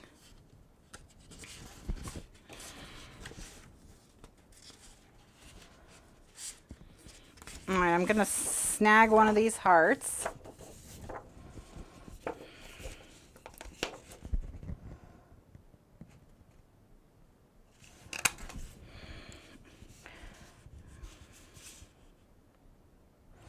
How big are all the branding strips in the pad? Ooh, that's a good question. Jill, hopefully they're half an inch. Oh, hello, kitty. How are you, my dude? Oh, yes. Are you having a nice cat day? Mr. Allen's not paying attention to you, is he? I know he's playing games.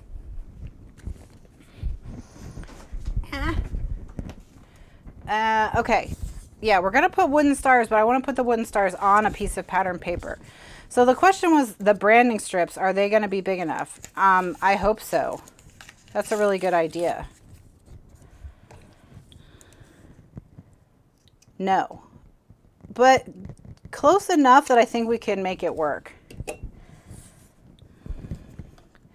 I mean, it notched ever so slightly. You can see there's a little bit of a straight edge there, but I don't think it'll be too super noticeable once they're in the thing. You know what I mean?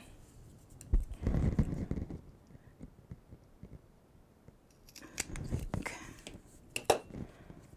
All right, so I'm gonna take a couple from each. Let me get my wooden stars. Get a few little wooden stars.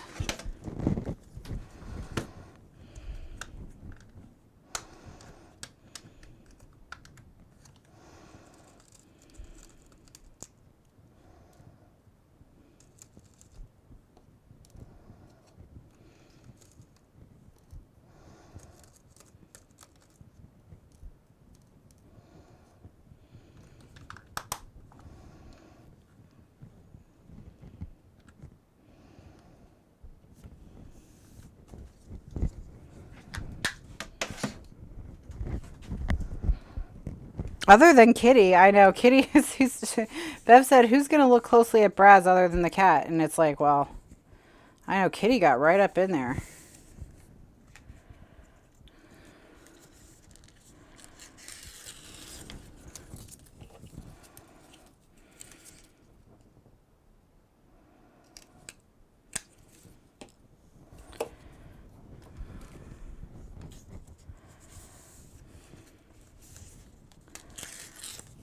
Craft hearts would be really cute.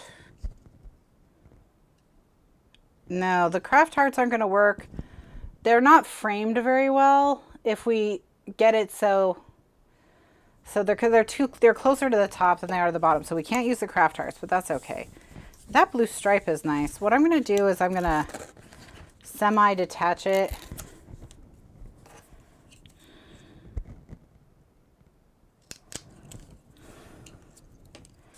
And pull out these.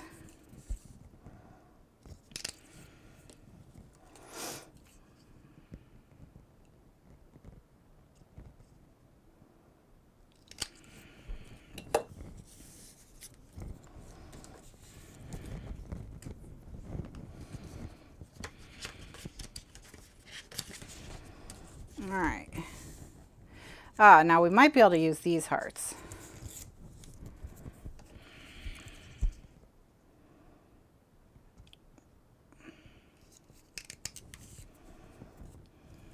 Walgreens is going to be out of pill containers. Definitely get those pill containers. They're so nice for sorting your wooden embellishments.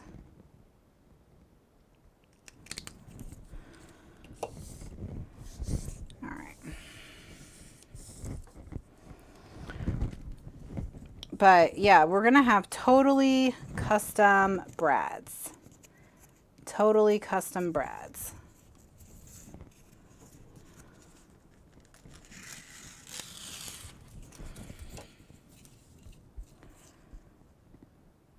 Okay, this isn't going to work. Some designs, you know, are too big to look cute in this format.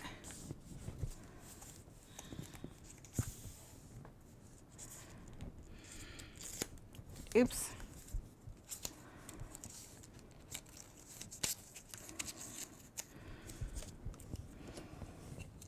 Gonna use the Distress Yellow. Got a couple of those. All right.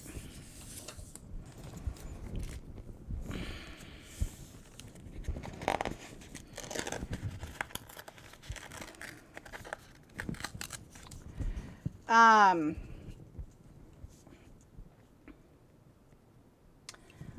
did what you're doing, but I put it on the top of a magnet. Oh,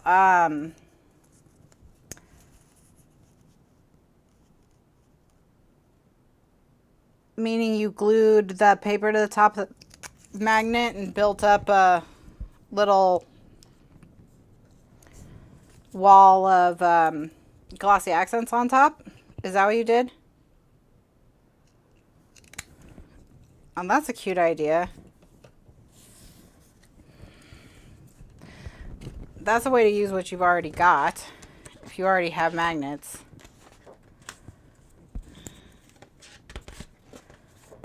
All right.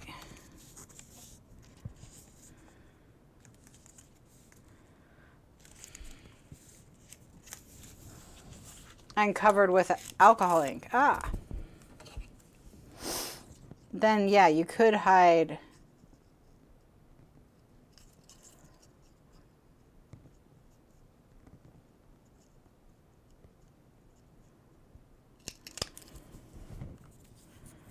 Nope, that one didn't work. Yeah, some patterns, not all patterns are created equal. Let's see if we can get this little pony though. Yep, got ourselves a little pony.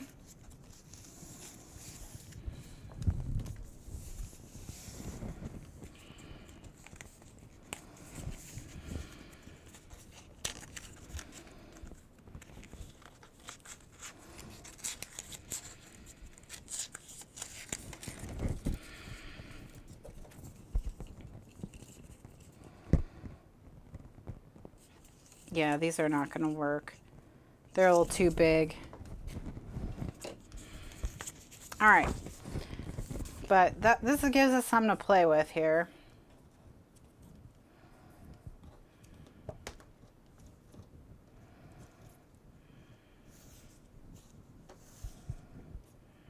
All right. So, what we're going to do here is all right, so once again,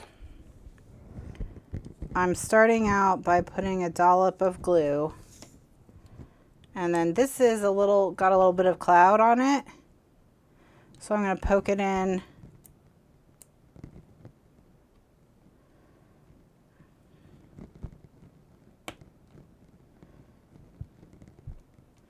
And then I'm going to put a tiny star,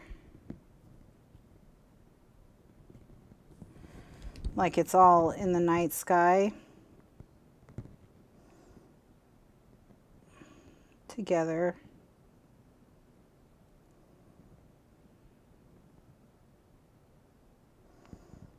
And then fill in the gaps.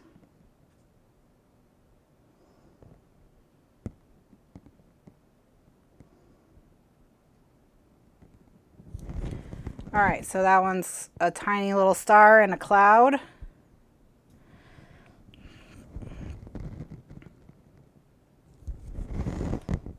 I'm gonna have a heart.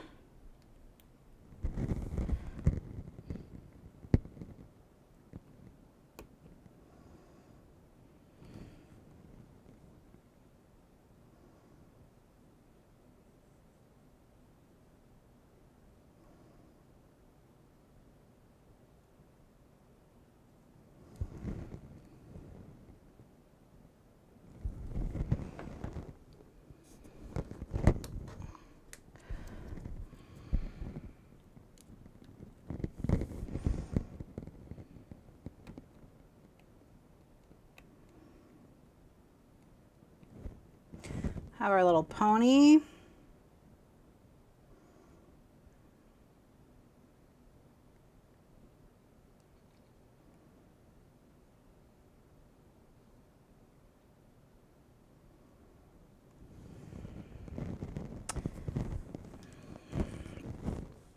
Oh my gosh, I'm having so much fun, you guys. I'm gonna go find myself some bags, because these kind of brads are my favorite, one of my very favorite scrapbooking embellishments. So to be able to easily make them to perfectly match collections for collections that don't have their own brads, it's gonna be so cool.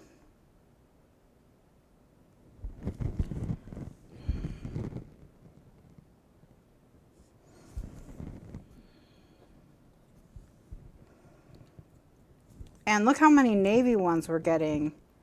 So we're going to have plenty of that navy color that we want to use throughout the book.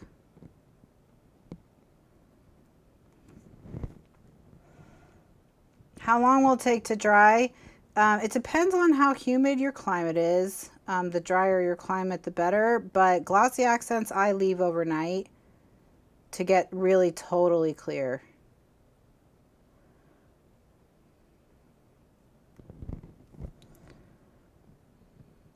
But, you know, like if you live in Arizona where it's dry as a bone, it's going to take less time. And if you live like me, if you live in Florida, then it takes longer.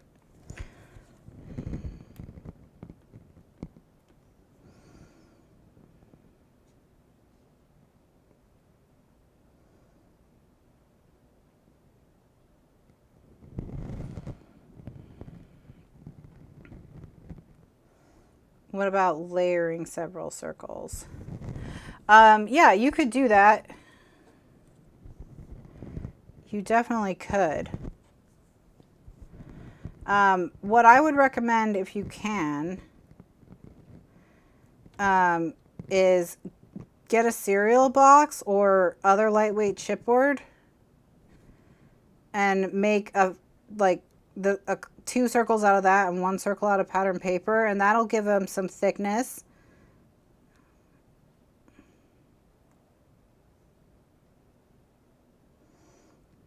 And you won't have to layer that many circles. You might be able to punch through that.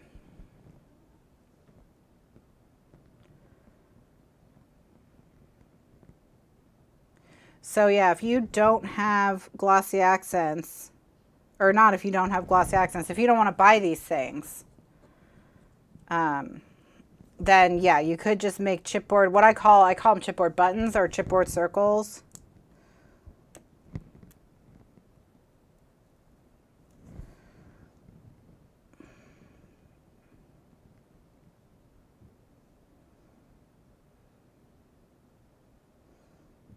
Or like Sage said, she used the magnet because that's what she had.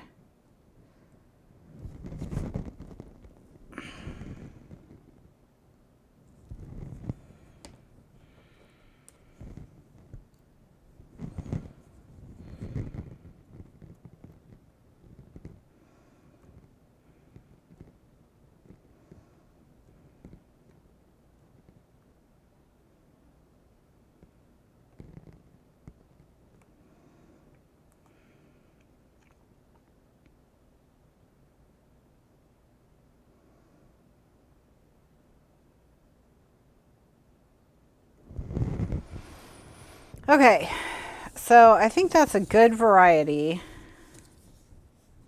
I'm going to make one more of the star cloud ones though. Yep, bottle caps. You could also use bottle caps. Yeah, bottle caps are going to be a lot thicker, but you know, if you want to just use what you have, that's something you could use to get a similar vibe.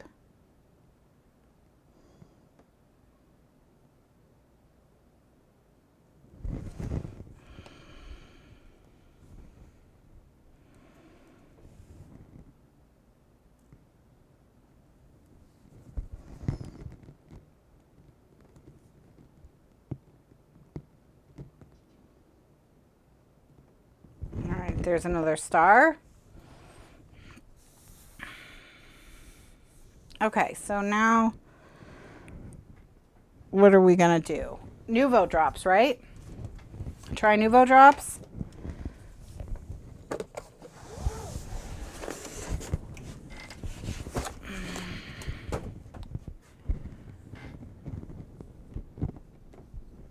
The stripe did come out nice.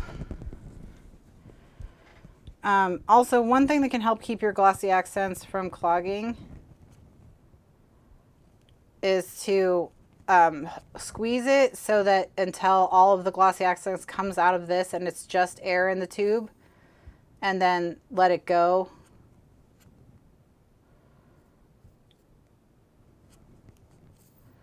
That'll help with clogging. Nothing stops glossy accents from clogging completely, but okay. So Nuvo drops are similar to Perfect Pearls, only they're not pearlescent. Okay, so you can see that they're colors. So I'm going to use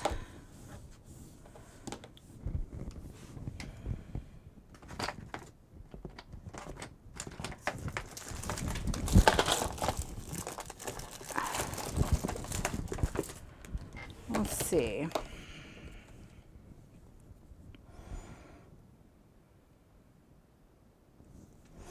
I'm going to use the yellow and the red for sure. And maybe this turquoisey color.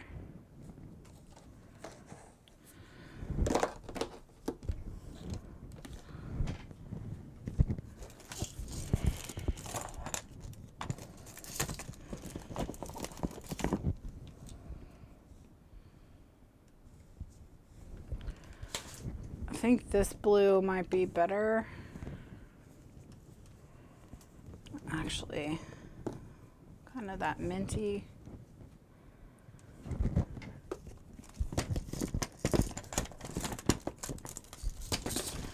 All right.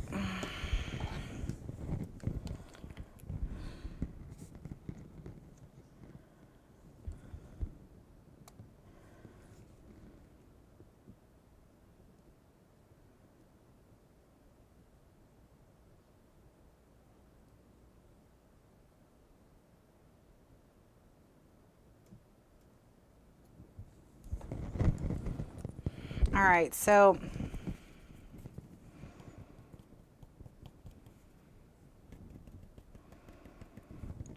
the big issue with the Nuvo drops is, unlike glossy accents, they're not self-leveling, so you kind of have to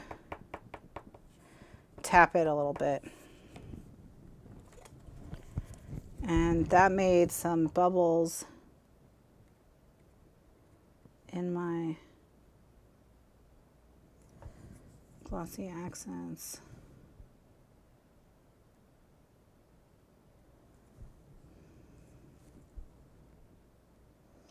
So I'm not sure I would use the Nuvo drops for this big one so much as if I had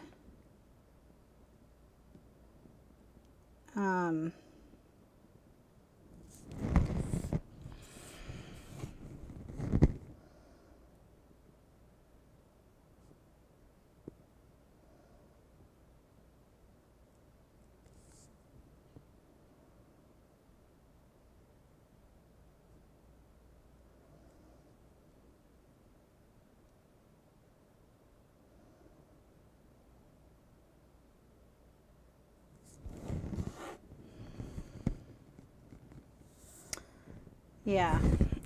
But if I had the small ones, I think that's where the Nuvo drops would look cool. I'm just going to do the one because I think in this very big size, they're not quite, it's a little overwhelming in this big size. But I do think they would look cool.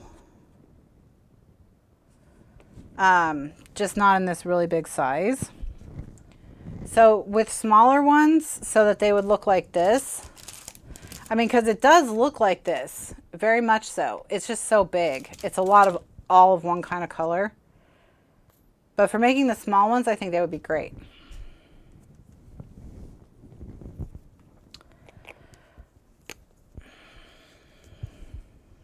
All right.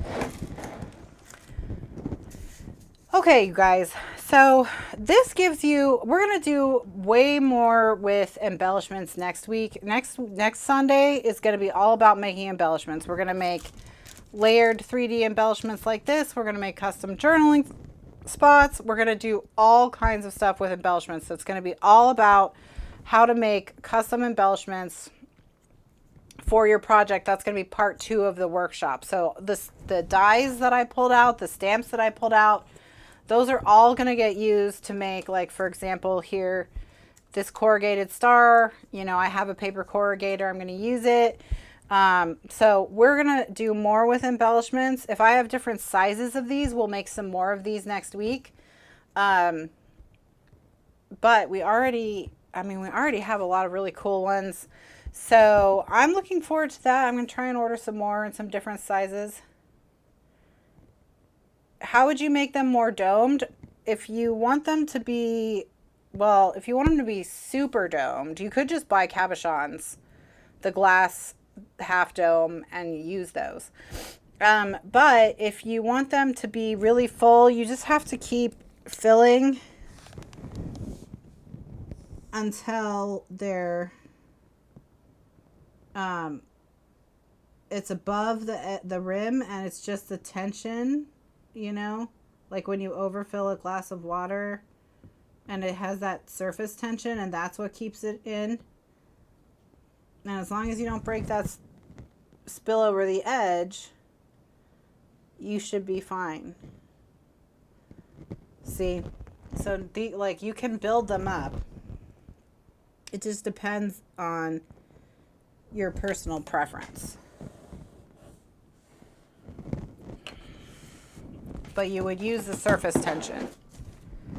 But I mean, if you wanted them really super domed and you didn't want to use a ton of glossy accents, you could just buy a set that came with the cabochons themselves and use those.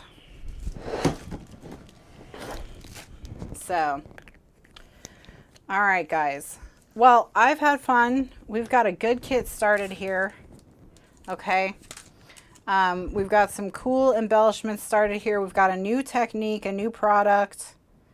Thursday, we'll see how these all turned out, to see whether or not they actually look good. I can't imagine why they wouldn't.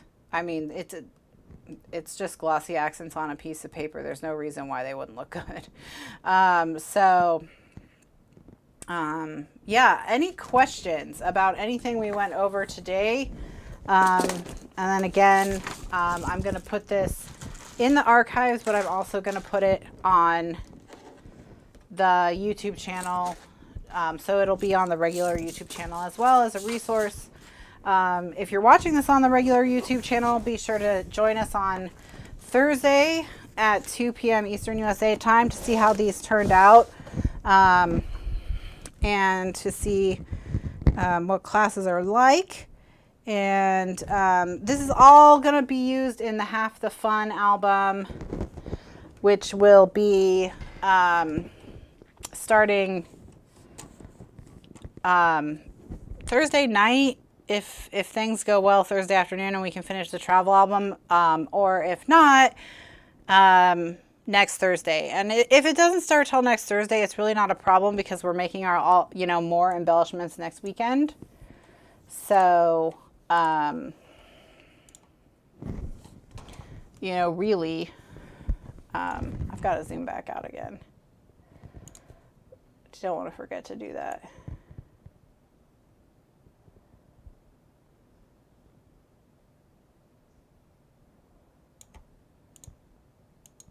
All right, there we go.